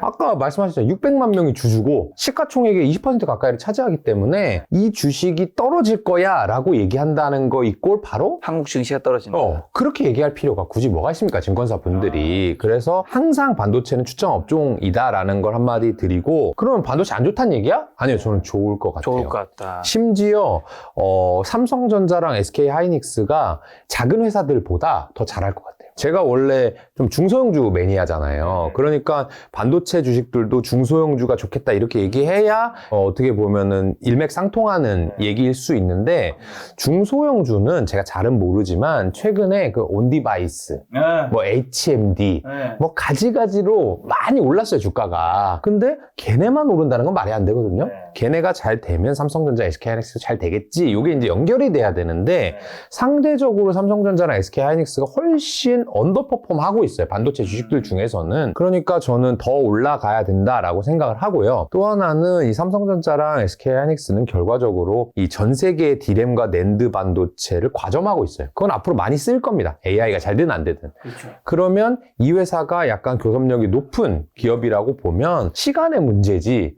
결과적으로 반도체 가격은 오를 수밖에 없다. 그래서 저는 삼성전자, SK하이닉스 지금 거의 역대급 안 좋은 실적 내고 있거든요. 근데 이런 시기가 지나면 또 항상 역대급 좋은 실적을 내게 돼요. 그래서 저는 삼성전자랑 SK하이닉스는 다행히도 앞으로 좋을 것 같습니다. 하이닉스는 지금 아침에 보니까 15만 근처 왔다 갔다 하고 있더라고요. 네. 둘 다 벌었지만 격차는 좀 벌어졌잖아요. 네네. 삼성전자 좀 나아질 수 있을까요? 그럼요. 근데 이제 SK하이닉스는 이제 반도체만 하고, 삼성전자는 가전도 하고, 디스플레이도 하고, 스마트폰도 하고, 그래서 어떻게 보면 제가 말씀드린 그 미국의 경기에 노출 많이 돼 있어요. 대부분 소비재 판매의 절반, 전 세계의 그냥 절반을 미국에서 판다고 보시면 이해가 편하거든요. 스마트폰도 그렇죠. 테레비도 그렇죠. 뭐 냉장고도 그렇죠. 그러다 보니까 조금 더딘 모습을 보이는 거지만, 결과적으로는 삼성전자도 우리나라의 이 주가를 이끌 수 있을 거라고 봐요. 자, AI 하면 또 우리나라 대표 기업 네이버, 카카오 빠질 수 없죠. 네네. 우리나라 인터넷 섹터 어떻게 보시나요? 네이버, 카카오가 좋은 회사고 우리나라에 정말 똑똑하신 분들이 열심히 일하는 회사라서 잘 될 거라고 보고 싶지만, 전반적으로 이들의 문제는 뭐냐면 이 몸집이 되게 커졌거든요, 이제. 글로벌리 되게 큰 회사예요. 점점 커지면 커질수록 경쟁을 누구랑 해야 되냐면 글로벌이랑. 구글, 마이크로소프트, 어도비랑 해야 되는 거예요. 그런 걸로 봤을 때 예전에 생각해보면 검색은 네이버지. 그래서 네이버 70%? 다음 30% 지금 이랬었거든요. 구글이 엄청 올랐다면서요? 구글이 네이버를 역전해. 그래서 이제 가고 있단 말이에요. 역전했어요? 모바일 기준으로는. 근데 대부분 모바일로 많이 하잖아요. 그런 걸 보면, 또는 이제 유튜브는 구글 회사잖아요. 근데 네이버도 그런 회사가 있어요. 치직도 있고 TV캐스트도 있는데 안 봐. 이미 너무 잘 아시죠? 거기 업로드는 하시나요? 아니요. 그쪽 가서 뭘 하라고 하는데 그쵸. 우리도 시간이 한계가 있는데 그쵸. 그만큼 투입된 것만큼 뽑아야 되는데 그렇죠. 그게 안 되면 우리도 못 하는 거죠. 그렇다 보니까 저는 이제 네이버나 카카오가 이 포털 그리고 메신저에서 꽉 잡고 있어서 앞으로 돈 잘 벌 거고 훌륭하게 해 나갈 건데, 점점 이 경쟁자의 체급이 계속 올라가다 보니까 저는 장기적으로는 조금 어려운 부분이 분명 생길 거다, 이런 생각을 하고 있습니다. 그 외에 질문도 좀 드려보고 싶은 게, 비트코인, 제가 알고 있기로 우리 사요마요 대표님 별로 안 좋아하시는 자산인데, 왜냐하면 이제 가치 투자를 어쨌든 지향하시는 분들은, 근데 한물 ETF는 승인됐단 말이죠. 네. 이거는 전 그래도 굉장히 시장에서 큰 의미가 있다고 생각하는데, 그렇죠. 어떻게 보시는지랑, 앞으로는 비트코인 자산 좀 어떻게 보시나요? 요즘 이제 7천만 돌파했죠. 네. 저는 그거 승인되는 거 보면서, 네. 옛날에는 그래, 언제 비트코인은 그래 1억 넘을 수 있지, 네네. 대신 빵원 될 수 있지 생각했는데, 요즘에는 1억은 모르겠지만 빵원이 되긴 이제 힘든 상황이 왔겠죠. 맞겠구나라는 네. 생각은 들더라고요. 맞아요. 저도 그렇게 생각을 하는 게 이 ETF에 들어간다? 현물 ETF에 들어간다? 이거는 그 펀드가 비트코인을 산다는 얘기예요. 그러니까요. 그러니까 여러분들이 어떤 펀드에 돈을 넣었는데 그 펀드 매니저가 ETF를 사서 가지고 있겠다라고 하는 거거든요. 그렇죠. 근데 이 펀드라는 거의 속성을 한번 들여다보면 저희 회사 같이 그냥 매년 이만큼 벌게 라고 하는 절대 수익 펀드가 있는가 하면 코스피 대비 어떻게 할게, 뭐 나스닥 대비 어떻게 할게 하는 상대 수익형 펀드가 있단 말이에요. 근데 상대 수익형 펀드의 규모가 전 세계적으로 훨씬 큽니다. 그러면 ETF가 계속 가격이 올라가잖아요. 그러면 그거를 비교 지표로 삼을 수밖에 없는 몇몇 펀드 매니저는 내가 비트코인을 좋아하건 아니건 비싸건 아니건 일부 사야 돼요. 약간 우리나라로 치면 코스피 삼성전자 살 수밖에 없는 펀드 매니저 같은 거. 그렇죠. 근데 비트코인이라는 것도 어쨌든 재화이고 그거는 말하자면 또 이렇게 어느 정도 수량이 정해져 있다면서요. 2,100만 개인가 어쨌든 발행이 더 그러니까요. 이상 안 되게. 그러니까 근데 누군가 자꾸 산다? 라고 하는 거는 이 어떤 거든 재화의 가격은 수요와 공급으로 결정되게 돼 있는데 공급은 정해져 있는데 수요가 늘어난다? 하니까 가격이 오를 수밖에 없다라는 큰 호재인 것 같긴 합니다. 근데 그렇다 해서 저보고 비트코인이 앞으로 어떻게 될 거냐라고 이제 물어보시면 대답을 여전히 못하는 게 저는 그 자산 자체로 현금 흐름이 발생하는 주식이라고 하는 건 배당이 발생하고 부동산이라고 하는 건 월세가 발생하듯이 채권은 이자가 발생하는 건데 비트코인, 그림 뭐 이런 것들은 아무것도 안 나오잖아요. 안 나오죠. 그런 것들은 저는 얼마가 적정한지 알 수가 없으니까 7천만 원도 싸다고 할 수도 있고 뭐 300만 원도 비싸다고 할 수도 있고 그게 이제 결정을 내릴 수가 없어서 아직까지는 비트코인을 투자 안 하고 있고 당분간은 그렇게 할 것 같아요. 근데 갑자기 궁금해. 아까 전에 AI 트렌드, 이게 스마트폰 혁명 다음으로 정말 가장 거대한 혁명이고 네. 앞으로 10년 정도 갈 수 있다고 얘기해 주셨잖아요. 네. 그럼 그 AI 혁명이랑 비트코인 같은 이런 거랑은 또 맞물리는 지점들이 있을까요? 잘 모르겠네요. 그 AI를 하는 회사들이 비트코인이랑 NFT, 뭐 조각 투자 이런 거를 같이 하기도 합니다. 실제 사업부 내에서. 그래서 그런 것들을 예를 들면은 AI로 뭔가 컨텐츠를 만들었어요. 누군가가 뭐 챗GPT가 오픈 AI가 만든 컨텐츠를 가지고 앞으로 이걸 거래를 시켜줄게. 대신에 이 거래의 이 자금은 비트코인으로 할게. 라고 한다 그러면 비트코인의 수요가 또 늘어날 수도 있고 관련이 있다고도 볼 수 있지만 제가 알기로는 뭔가 AI를 했다고 해서 비트코인이 직접적으로 연관되는 것 같진 않습니다. 저 같은 주린은 이제 비트코인이 7천만 원 돌파하면 진짜 사야 되는 건가 생각 들고 이제 저 PBR주 막 급등하기 시작 나도 사야 되는 거 이런 생각 막 드는데 남들이 좋다고 하면 이제 그제야 주식 사고 싶은 마음 든단 말이죠. 이 레이 달리오가 핫한 시절이 있었고 돈나무 누나가 핫한 시절이 있었고 책에서도 그 이야기들이 나오는데 어떻게 해야 되나요? 근데 저는 그게 심정적으로 잘 이해가 안 돼요. 진짜요? 그리고 이해가 안 되시는 저는 김 작가님도 말씀만 이렇게 하시는 것 같아요. 아닙니다. 아니에요? 눈이 가요. 거의 남자들이 이쁜 여자에게 눈이 가는 것처럼 눈이 갑니다. 근데 어쨌든 이렇게 유튜브를 처음부터 만들고 이걸 사업화 시키고 하려는 사람들은 딴 사람이 했으니까 그냥 무조건 따라가야지가 아니라 뭔가 빈틈이 보이고 요거 내가 하면 저 잘할 수 있어 라든지 아니면 아직 더 올라갈 여지가 있어 하니까 사는 거지 올랐기 때문에 그냥 유튜브를 옆 사람 누가 돈을 벌었네? 그러니까 나도 벌어야지 하는 생각으로 하진 않는단 말이에요. 그러니까 저는 주변에 보면 김 작가님 포함해가지고 부자분들을 보면은 이렇게 뭔가 남이 돈을 벌었다. 또는 그 자산의 가격이 올랐다라는 이유만으로 덮어놓고 사시는 분들은 없어요. 그거를 이제 냄새를 킁킁 맡고 이거 괜찮겠는데? 유튜브 한번 해볼까? 라고 해서 시작하는 경우는 있지만 그래서 절대 어떤 자산이건 간에 올랐다는 이유로 투자하시면 안 됩니다. 근데 예를 들면 레이 달리오 그 원칙 쓰신 분이죠. 네네. 그 다음에 뭐 캐시우드 뭐 대단한 투자자들이잖아요. 그렇죠. 근데 따라하면 다 꼭지 물렸잖아요. 그러니까 왜 그럴까요? 대표님보다 훨씬 더 유명하신 분들이. 네네. 그러니까 이게 투자 스타일이 다 다르거든요. 저도 다르고 캐시우도 다르고 뭐 레이 달리오 다르고 다릅니다. 근데 이게 사이클이 있어요. 캐시우드가 잘할 때는 성장주가 막 부각받을 때 언제요? 코로나 때. 그다음에 레이 달리오 가장 부각받을 때는 언제였냐면 미중 무역 분쟁 터져가지고 모두가 이제 막 두려워할 때 레이 달리오는 되게 안정적인 투자를 한단 말이에요. 그러니까 그 사람이 잘할 때가 있고 저 사람이 잘할 때가 있는데 여러분들은 요 사람 잘할 때 여기 쫓아갔다가 또 저 사람 잘할 때 저기 쫓아갔다가 여기가 아닌가 봐 자꾸 이렇게 하니까 꼭지를 잡는 거고 이 사람들은 캐시우드 보면은 여전히 비트코인 좋다고 하죠. 뭐 테슬라 잘 된다고 하죠. 그분은 미래에 대해서 그렇게 연구를 했으니까 잘 될 거라고 생각하는 거예요. 근데 분명히 저 PBR주가 2010몇 년 이래로 10년 만에 사이클 왔듯이 성장주 사이클도 반드시 온단 말이에요. 그러니까 저는 여러분들이 어떤 투자를 할 때 본인의 투자관을 만드는 게 좀 선행돼야 되고요. 그러면 눈 돌리면 안 돼요. 항상 나보다 돈 많이 번 사람이 있거든요. 그렇죠. 내가 올해 잘한 것 같지만 나보다 돈 많이 번 사람, 나 주식으로 올해 1등인데 했더니 누군가 와가지고 야, 나 일본 주식 몰빵이야. 그랬더니 또 옆에 와서 야, 나 비트코인이야. 뭐 이런 식으로 하게 되면은 항상 불안해지고 내가 하는 거 아닌가? 근데 만약에 우리 김민국 대표님께서 올해 제가 알기로 거의 수익률 1등인 걸로 알고 있거든요.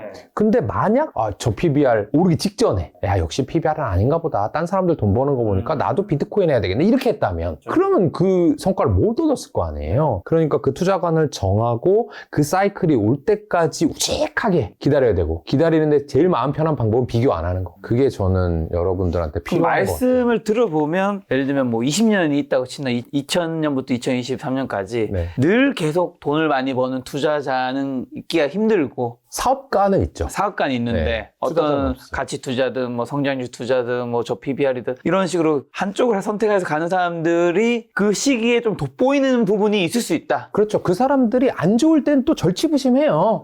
그러다가 이제 잘 되면 언론에서 미디어에서 막 부각을 해주니까 여러분들이 알게 되는 것 뿐이지. 그럼 우리가 개인이 가장 나쁜 거는 캐시우드가 이제 성장주 핫할 때 거기 갔다가 그 다음에 저 물리고. PBR주 핫할 때 이미 핫할 때는 이미 오른 뒤인데 그렇죠. 그렇죠. 그렇게 하면 안 된다는 건데 그런 그 측면에서 정말 많은 투자자가 사실 등장했다가 사라졌잖아요. 네. 뭐 투자 자문사도 그렇겠지만 전업 투자자도 그런데 대표님이 가장 존경하는 투자자와 그 이유는 어떤 게 있을까요? 저는 필립 피셔라는 사람을 존경을 하고요. 그분은 돌아가셨습니다. 돌아가셨는데 아들이 캠피션가요? 맞아요. 아들은 캠 피셔고 캠 피셔도 제가 존경하는 투자자 중에 한 명이에요. 근데 제가 그분을 왜 존경하게 됐냐면 그분이 이제 책을 2권 정도 쓰셨거든요. 필립 피셔라는 분이.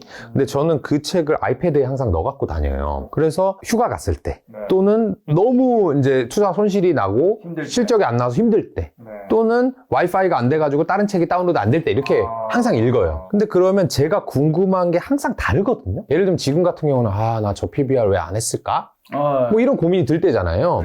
근데 그 고민을 어떤 걸 하건 간에 딱 잡아가지고 야, 너 지금 이렇지? 나도 이런 생각 해봤어. 그때는 이렇게 해결하면 돼 라는 걸 마치 이렇게 알려주듯이 책 2권밖에 안 썼는데 어떻게 그렇게 나의 마음을 항상 꿰뚫고 있는지. 그 책 제목이 뭐예요?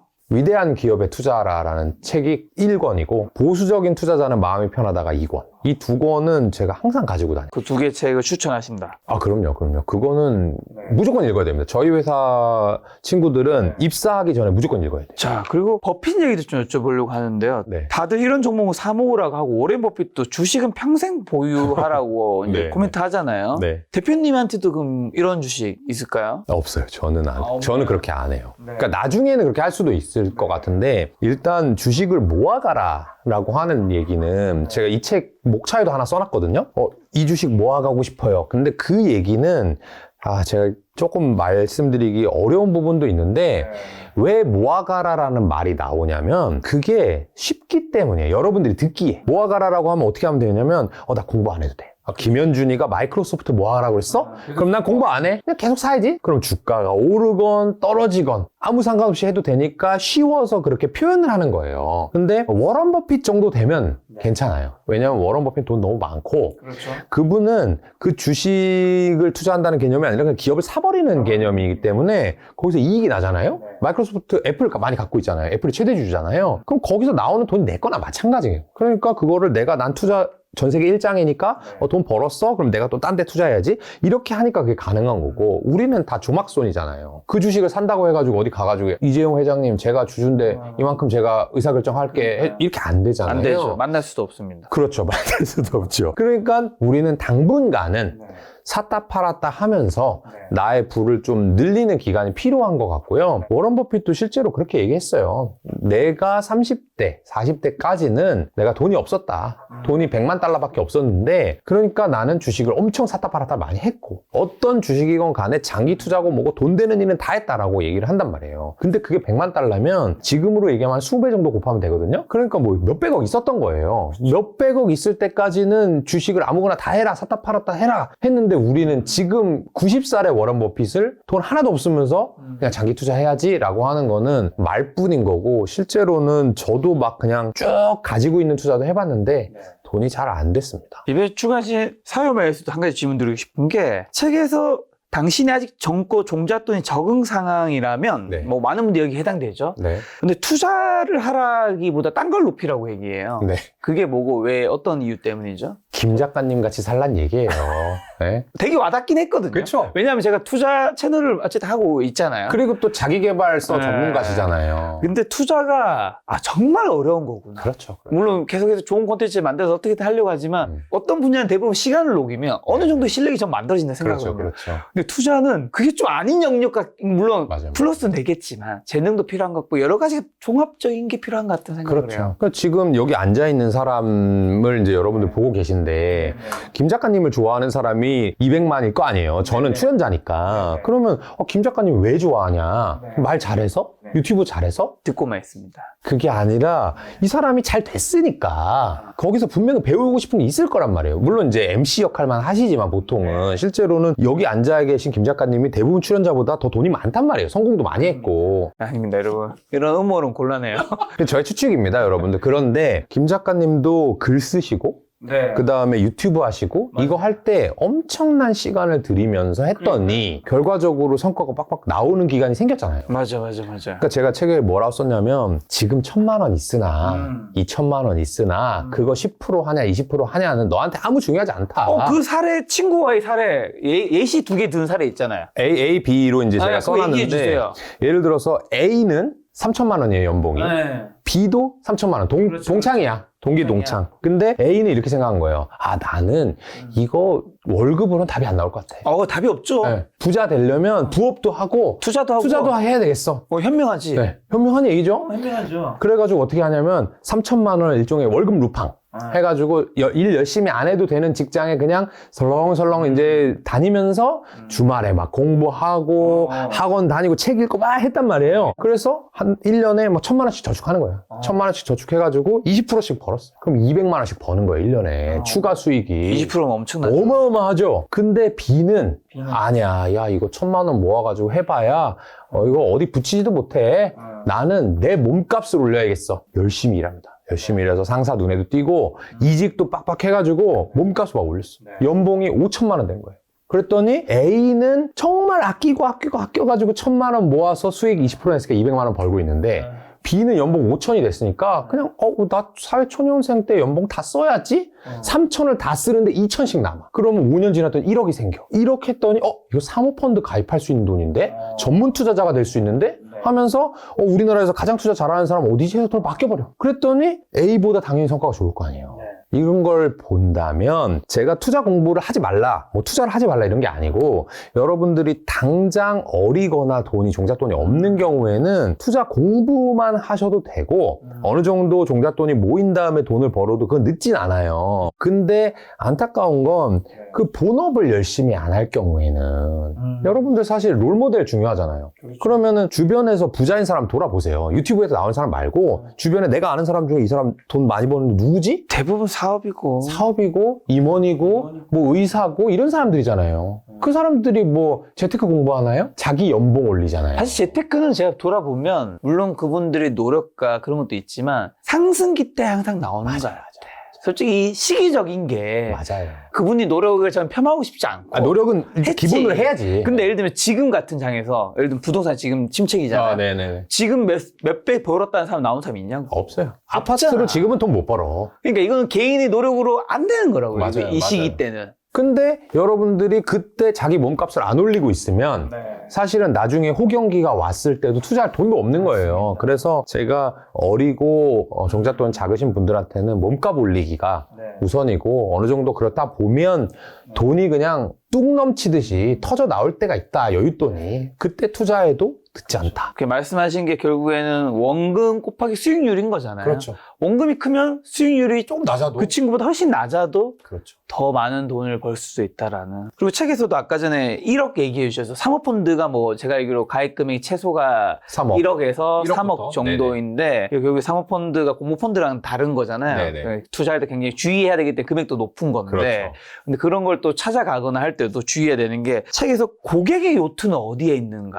저 이거 되게 와닿았거든요. 되게 쓰린 말이죠, 이거. 네. 그러니까 우리가 막 투자하고 하는데 그 투자한 사람이 돈을 버는 게 아니라 네. 그걸 운영하는 사람이나 누군가가 맨날 월스트리트 더 부자가 되는 이제 뭐 거야, 이렇게 그거. 멋있게 다니고, 고객들은 맨날 욕하고. 네, 어떤 얘기 좀 해주세요. 그러니까 이게 고객의 요트는 어디 있는가가 정말 유명한 책 제목이고요. 그분도 원래 이제 금융 전문가인데 아주 날카롭게 꼬집은 거예요. 요트라는 게 어떻게 보면 부의 상징이라고 봤을 때, 요트 마리나에 가면 누가 요트 주인이냐? 주로 펀드 매니저, 애널리스트, 프라이빗 뱅커, 이런 사람들은 주인이고, 걔네들한테 돈을 주는 사람이 사실은 그럼 더 벌었어야 되잖아요. 나눠 갖는 건데.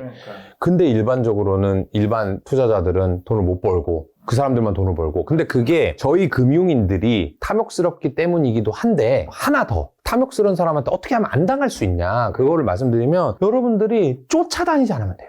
우리가 그 얘기 많이 했잖아요. 부동산 좋을 때 부동산, 비트코인 좋을 때 비트코인, 이게 아니라 공부를 쫙 해놓고 내가 지금 앞으로 될 것 같지만 지금 사람들이 안 하는 거에 투자를 하다 보면은 그 사람들도 이 사람 좀 똑똑한데?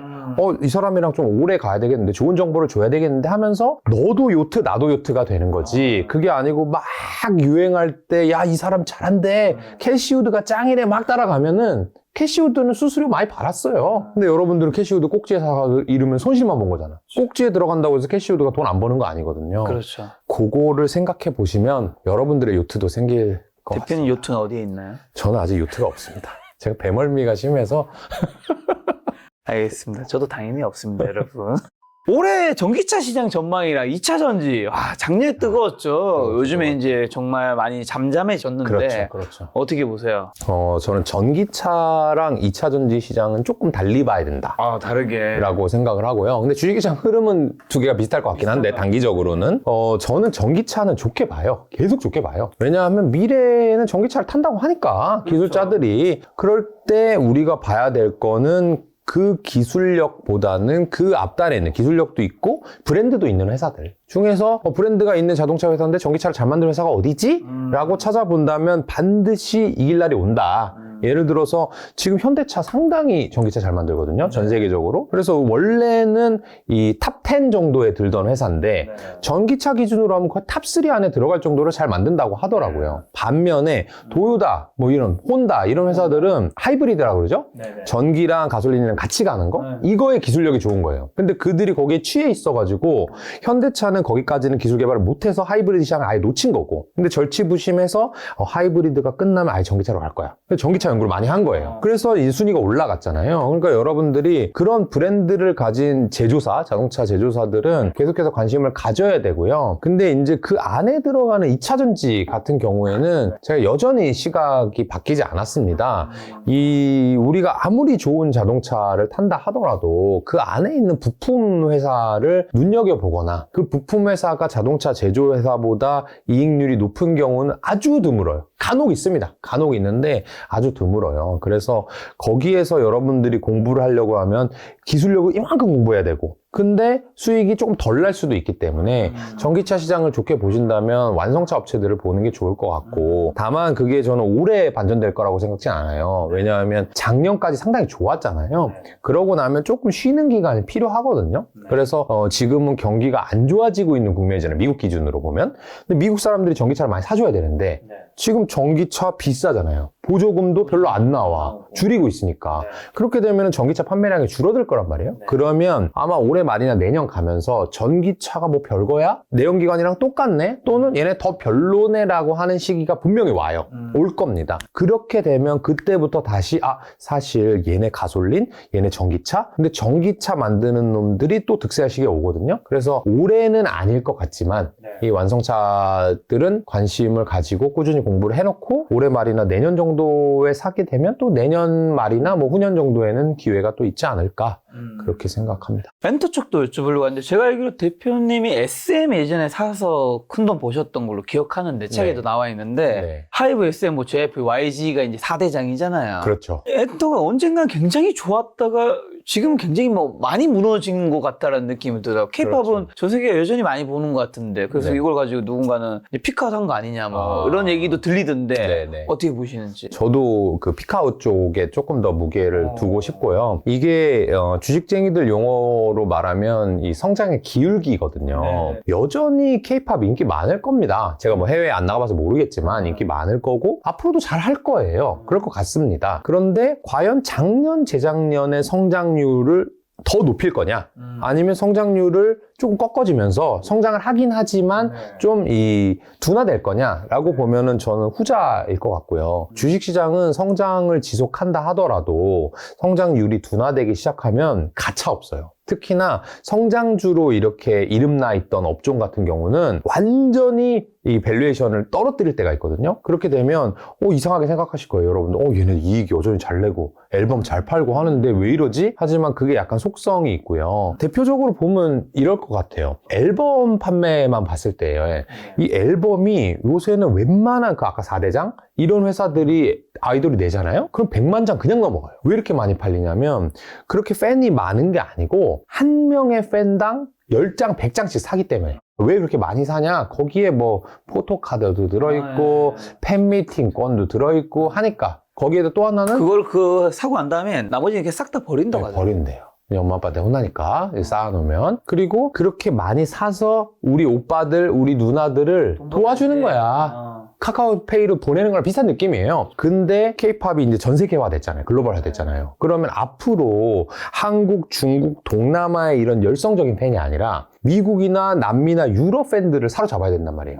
그럼 BTS 여전히 세계에서 인기 있죠. 블랙핑크 인기 있죠. 근데 미국, 유럽 사람들이 중국, 동남아, 한국 사람들처럼 얘네랑 나 팬미팅권 하기 위해서 앨범을 100장 사야지? 라고 생각할까? 아니면 그냥 나는 뭐 스포티파이랑 유튜브 뮤직에서 듣고 뭐 좋아하고 댓글 달고 끝날까라고 생각해보면 저는 좀 후자일 가능성이 높다고 보거든요.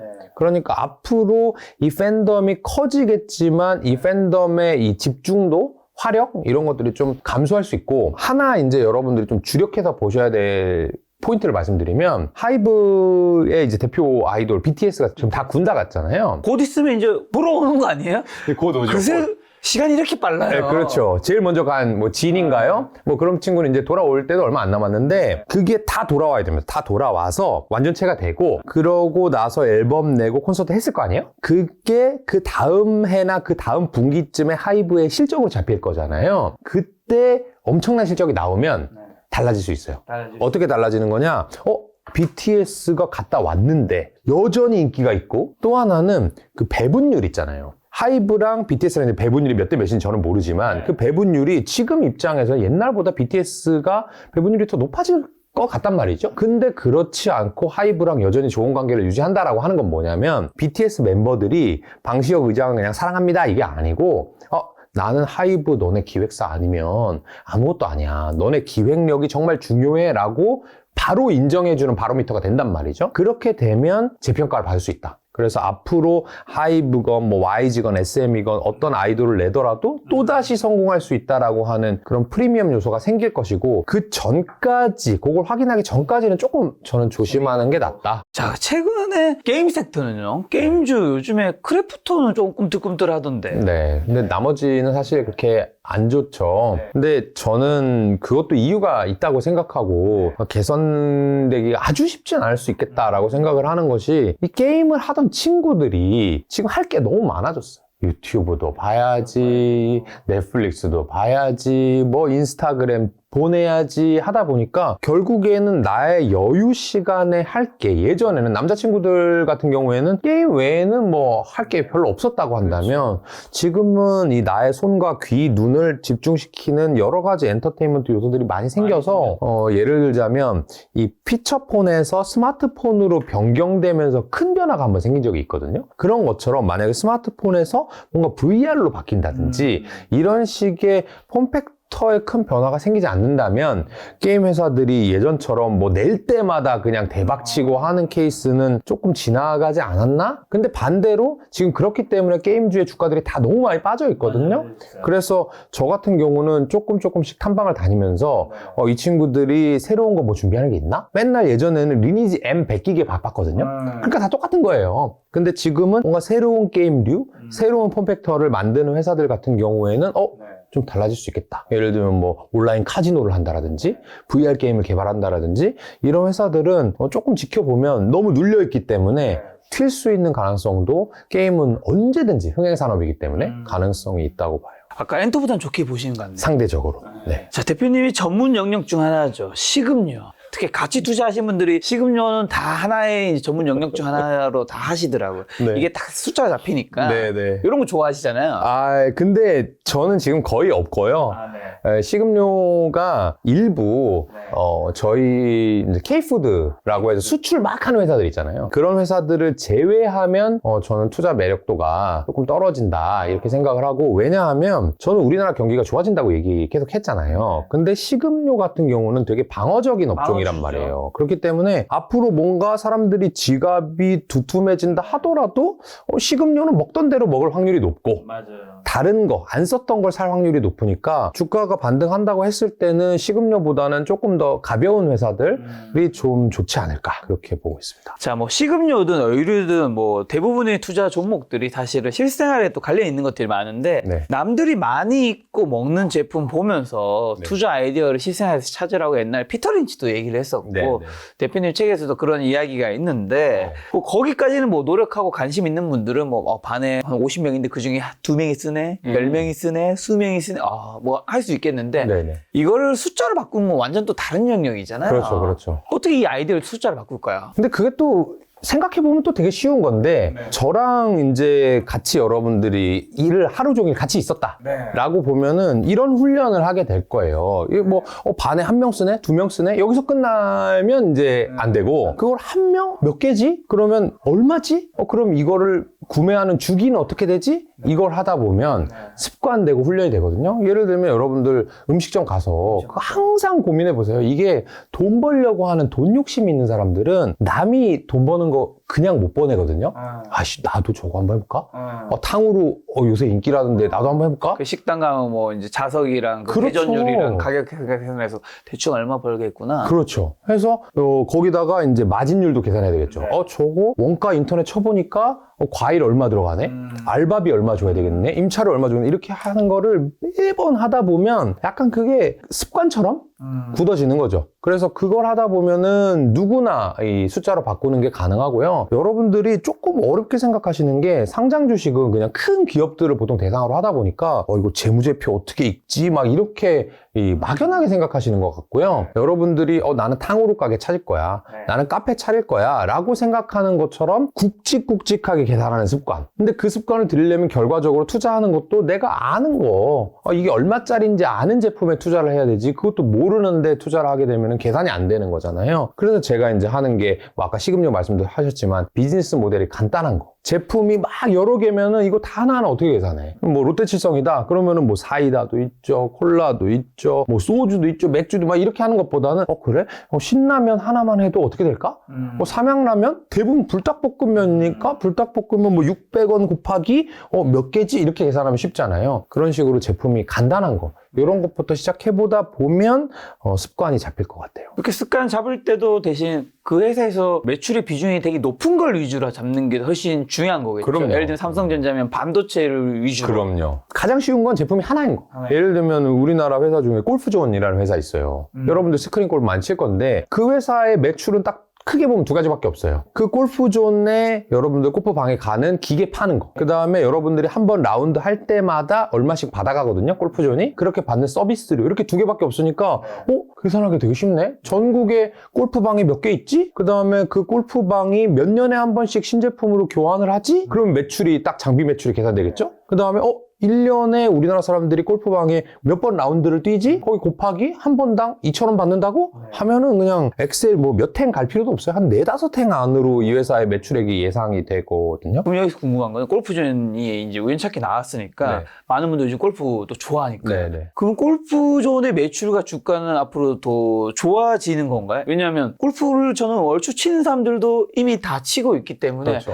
숫자가 더 증가하는데도 좀 한계가 있을 것 같다는 생각도 들고 네. 하는데. 저도 같은 생각이고요. 그 회사는 여전히 돈을 잘 법니다. 이 골프를 치던 분들은 특히 우리나라 같은 경우는 이제 사계절이 뚜렷하다 보니까 연습을 가고 싶은데 필드에 나갈 수 없을 때는 골프방 가는 거예요. 근데 꾸준히 돈을 버는 거랑 돈을 더 많이 버는 거랑 다르거든요. 다르죠. 우리가 장사를 해가지고 어디다 그 가게를 하나 내려고 하더라도 꾸준히 버는 것도 좋지만 매달 잘 버는 게 더 좋잖아요. 근데 지금 뭐 우리나라의 골프방이 이미 사실 포화 상태에 이르렀다고 해도 과언이 아니거든요. 그래서 골프존 같은 경우는 이 주가의 팩터를 보자면 수출이에요, 수출. 한국 사람들이 이렇게 골프방을 많이 가는데 중국 사람들, 미국 사람들은 안 갈까? 만약에 간다면 그럼 대박 날 수 있는 거예요. 그럼 대박 나겠네. 그래서 여러분들은 골프존을 볼 때는 이 수출을 잘할 수 있을까? 요거를 보면 쉽게 계산할 수 있는 거죠. 수출이 잘 될 가능성이 있나요? 아직은 그렇게 크지는 않은 것 같고요. 근데 해외도 이렇게 스크램블 많이 쳐요? 잘 안 치죠. 그러니까 그게 우리의 생각으로는 그럼 뭐 저는 잘 모르는데 해외는 땅이 넓어서. 그렇죠. 골프 값도 싸고 약간 문화 차이도 있는 것 같아요. 우리나라는 이제 약간 술 한잔 하면 어디 다 같이 으쌰으쌰 하면서 어디 들어가서 이제 한 방문화가 많은데 이 외국 사람들은 술을 그렇게 많이 먹지도 않고 야 그냥 운동을 할 거야 아니면 수다를 떨 거야. 그럼 수다를 떨 거면 굳이 뭐 그렇게 하냐 이런 게 있어서 아직까지는 문화가 안 되고 있는데 너무 TMI이긴 하지만 미국 사람들도 이 타이거 우즈하고 로리 맥길로이를 지금 위시해가지고 스크린 골프 대회를 만들고 있거든요. 그래서 요게 좀 흥행을 하면 그 지역도 바뀔 가능성도 있을 수도 있습니다. 대표님은 거시경제 지표 거의 안 본다고 많이들 말씀을 하시고 네. 그다음에 이제 어디 가서도 거시경제나 뭐 관련된 거 물어보면 뭐 간혹 대답하는 경우는 있어도 그냥 물어보니까 대답하는 거지. 그렇죠. 내가 대단히 잘 알거나 대단히 관심이 있어서 얘기한 건 아니다라고 얘기하시잖아요. 김 작가님이 물어보시니까 하는 거예요. 딴 데 가서는 안 합니다. 200만 채널에 와서는 안 합니다 하면 안 되기 때문에. 자, 거시경제 지표 네. 정말 전혀 참고 안 하나요? 아니면 그래도 뭐 보는 게 있다면 아니면 뭘 봐야 되기 때문에 안 보는 건지.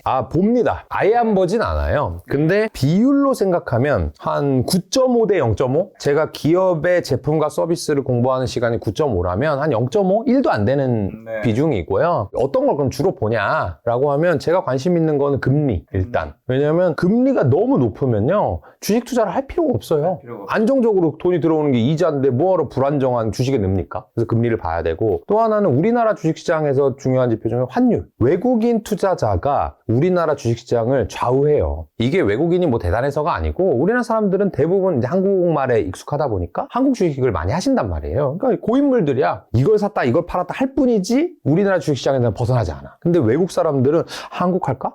일본 할까? 중국 할까? 근데 예를 들면 중국에서 빼가지고 요새 한국으로 많이 온대요. 그러면 큰 돈들이 온단 말이죠. 그리고 없던 돈이 오니까 우리나라 주식시장이 좌우가 되는 거예요. 근데 그들이 볼 땐 한국 주식시장이 오르는 것도 중요하지만 한국 원화로 결국 사야 되잖아요. 근데 원화가 높이 평가돼 있다? 그럼 비싼 거예요. 그러니까 원화가 저평가돼 있을 때, 지금 같을 때, 그럼 외국인들이 우리나라 주식 사기 너무 좋은 거죠. 주가 오르면 땡큐, 환율 떨어져서 원화 가치 오르면 떼땡큐. 그래서 환율도 저는 보고요. 오히려 이제 뭐 경제가 위험하대, 뭐 외환 보유고가 떨어졌대, 경상수지 적자래 해가지고 환율 막 오르고 원화 가치 떨어지잖아요. 그럼 저는 오히려 이제 한국 주식시장 좀 사야겠다. 이런 식으로 판단합니다. 그럼 올해 자 은행 예금, 채권, 주식, 금, 달러, 코인 뭐 굉장히 많은 자산이 있죠. 이것도 빌드업이었군요. 네. 좀 어떤 자산을 사야 하는 건가요? 저는 어쩔 수 없습니다. 한국에서 주식하는 사람이고요. 그리고 여러 차례 말씀드렸던 이유로 한국 주식 저는 가장 좋다. 지금 한국 주식 상당히 좋다. 이렇게 생각하고요. 작년에 우리나라 주식시장이 상대적으로 좀 안 좋았기 때문에 여러분들이 미국 주식시장이 짱 아니야? 이렇게 생각하실 수도 있지만 그건 작년 얘기고요. 재작년 또 2021년 보게 되면 우리나라가 1등 했던 때도 있거든요. 일본도 30년간 안 했다가 작년에 1등 했잖아요. 이게 돌고 도는 겁니다. 그래서 주식시장 상당히 괜찮을 거다라고 생각을 하고 금리가 떨어질 거잖아요. 그러니까 전 채권도 나쁘지 않다. 그런 정도 생각을 하고 있습니다. 지금 돌고 돈다는 얘기 해주셔서 근데 아까 전에 또 말씀해 주신 건 미국의 빅테크들은 올해 또 좋을 거다 말씀해 주셨잖아요. 네네. 그리고 앞으로도 10년은 계속 갈 거라 얘기하셨고 좋을 수도 있다. 네. 네. 그러면 이제 돌고 도니까 뭐 한국 주식이 좋을 때도 미국 주식이 좋을 때도 있겠지만 그냥 장기적으로 쭉 가져간다는 조건 안에서는 뭐 지수를 산다면 그냥 미국을 계속 사는 게 한국보다는 나을까요? 그 기간이 만약에 3년 이상 본다? 3년 이상. 그러면 저는 미국 ETF가 좋은 것 같고요. ETF를 사실 때 여러분들이 이제 국가를 찍어서 사는 경우가 꽤 있으신데 조금 조심해야 될 게 뭐냐면 우리나라처럼 이렇게 환율 있잖아요. 환율이 미국 달러 대비해서 안정적으로 유지되는 나라가 거의 없어요. 그리고 생각해 보시면 지금 환율 뭐 1,300원 이렇게 되잖아요. 그 김 작가님이랑 제가 어릴 때 700원 기억나시죠? 어렸었죠. 네. 계속 올라왔어요, 환율이. 그러니까 올라왔다는 얘기는 원화가 약해지고 달러가 계속 강세가 됐다는 얘기예요. 우리나라도 상당히 원화가 약세가 많이 됐고 우리나라뿐만 아니라 전 세계 어디를 봐도 저희 회사 글로벌 투자를 하니까 대부분 달러화 대비 약세가 많이 됩니다. 그러면 여러분들이 그 통화를 사놨는데 ETF가 조금 오른 줄 알았는데 환이 떨어졌어. 그 나라 환이. 그러면 원화로 바꿨을 때 안 좋은 거 아니에요. 그러니까 저는 결과적으로 ETF를 모아간다? 장기로 투자한다라고 하는 투자자의 속성은 나는 돈 많이 안 벌어도 돼. 하지만 예금보다는 조금 높은 수익을 하고 싶어. 그렇죠. 그리고 마음 편하고 싶어잖아요. 그럴 때는 미국 선진국이 환율도 그렇고요. ETF로는 더 적합하다고 봅니다. 나스닥 사나요? S&P 사나요? 저는 S&P 살 것 같아요. 왜냐하면 나스닥 같은 경우는 너무 테크 쪽에 집중이 돼 있다 보니까 또 어떻게 될지 몰라요. 예를 들어서 제프 베조스 인터뷰 보잖아요. 제프 베조스 아마존 IT 버블 직후에 IT 버블 꺼질 때 아마존이 100분의 1 토막 났거든요. 맞아 봤어요. 근데 여러분 생각해 보세요. 그러고 나서 다시 올랐어요. 다시 올라서 지금은 더 그때 이후로 10배 이상 올랐을 겁니다. 근데 만약 여러분들이 돈을 예를 들면 1,000만 원 넣어놨다. 근데 이게 10만 원 됐다 쳐봐요. 그러면 못 기다려요. 못 기다려요. 그렇기 때문에 저는 S&P 500이 조금 더 나아 보이고요. 요거는 아까도 말씀드렸지만 장기로 봤을 때 3년 이상 내가 하나의 자산만 해야 된다. 나 군대 가야 된다. 나 지금 신경 쓸 여를 없다. 이런 정도 하시는 분들은 미국 ETF를 추천합니다. 알겠습니다. 그럼 마지막으로 2024년 투자 포인트랑 눈여겨봐야 될 변수랑 개인 투자자분들 좀 어떤 전략으로 시장에 대응해야 할지만 한번 조언 주신다면요. 조금 정리해서 이제 말씀을 드려볼게요. 이 돌고 돈다는 얘기 많이 드렸고요. 근데 제 입에서 나온 게 아니더라도 여러분들도 잘 기억날 거예요. 코로나 때 주식 아무도 하지 말라고 했다가 주가 엄청나게 오르고 그러고 나서 언택트 막 하려고 했다가 엄청 떨어지고 레이달리오 따라갔다가 캐시우도 따라갔다가 또 깨지고 이게 여러분들의 하나의 투자관이 없으면 자꾸 기웃기웃 거리게 되고 계속 딴 사람 신경만 쓰게 됩니다. 그렇지 않고 하나의 투자관을 정립하는 시기까지는 공부를 좀 하셨으면 좋겠고요. 그러고 나서 이제 여러분들 관이 있다라고 하면 그 관이 올 때까지 기다리면 되고요. 여러분들이 관이 현재 없다라고 하면은 제가 봤을 때는 미국 주식시장 같은 경우에는 좀 너무 뜨겁다. 그러니까 한국 주식시장이나 중국 주식시장이 상대적으로 괜찮을 것 같다라는 말씀 드리고 다만 이유가 있게 오른 미국의 AI라든지 일본의 이런 뭐 디지털 전환 주식 같은 경우에는 이게 1, 2년 테마로 끝나지 않을 수 있으니까 조금 더 관심을 가져보자 라고까지 말씀드리고 미국 주식이나 뭐 일부 AI를 투자 안 하신 분 작년에 2차전지 투자 안 하신 분은 어려웠던 장인 것 같아요. 작년 10월부터 해가지고 근데 그 얘기는 또 반대로 좋아질 때가 곧 멀지 않았다. 그러니까 다시 여러분들이 저와 같이 또 이렇게 김현준이 건방 떠는 그 시기까지 기다려보시고 같이 한번 가봤으면 좋겠습니다. 알겠습니다. 오늘 이제 대표님과 대표님 신가 사요 마요 요청해가지고 이야기 나누어 봤는데요. 프롤로그 보니까 대표님이 이제 곧 뭐 다른 나라로 가신다면서요? 다른 지금- 나라 가시고 이 책을 출간하게 된 이유가 있다면서요? 네. 저는 이제 해외 주식을 계속 해보다 보니까 국내 투자랑 해외 투자가 크게 다른 점은 없어요. 근데 어쨌든 내가 한국말 쓰고 한국에만 있다 보니까 해외 주식 발굴을 좀 더 많이 하려면 어떻게 해야 되지? 해서 해외로 가서 주식을 발굴해 봐야 되겠다라고 하는 계획을 세우는 중에 있고요. 이 사요바요를 출간하게 된 계기는 여러분들이 어떤 궁금한 점이 생겼을 때 투자자가 성장하는 과정이 쭉 있단 말이죠. 그 과정 중에서 항상 옆에 있는 과외 선생님처럼 근데 저한테 댓글로 막 물어보면 제가 김작가TV 댓글 다 달 수 있는 건 아니잖아요. 그렇죠.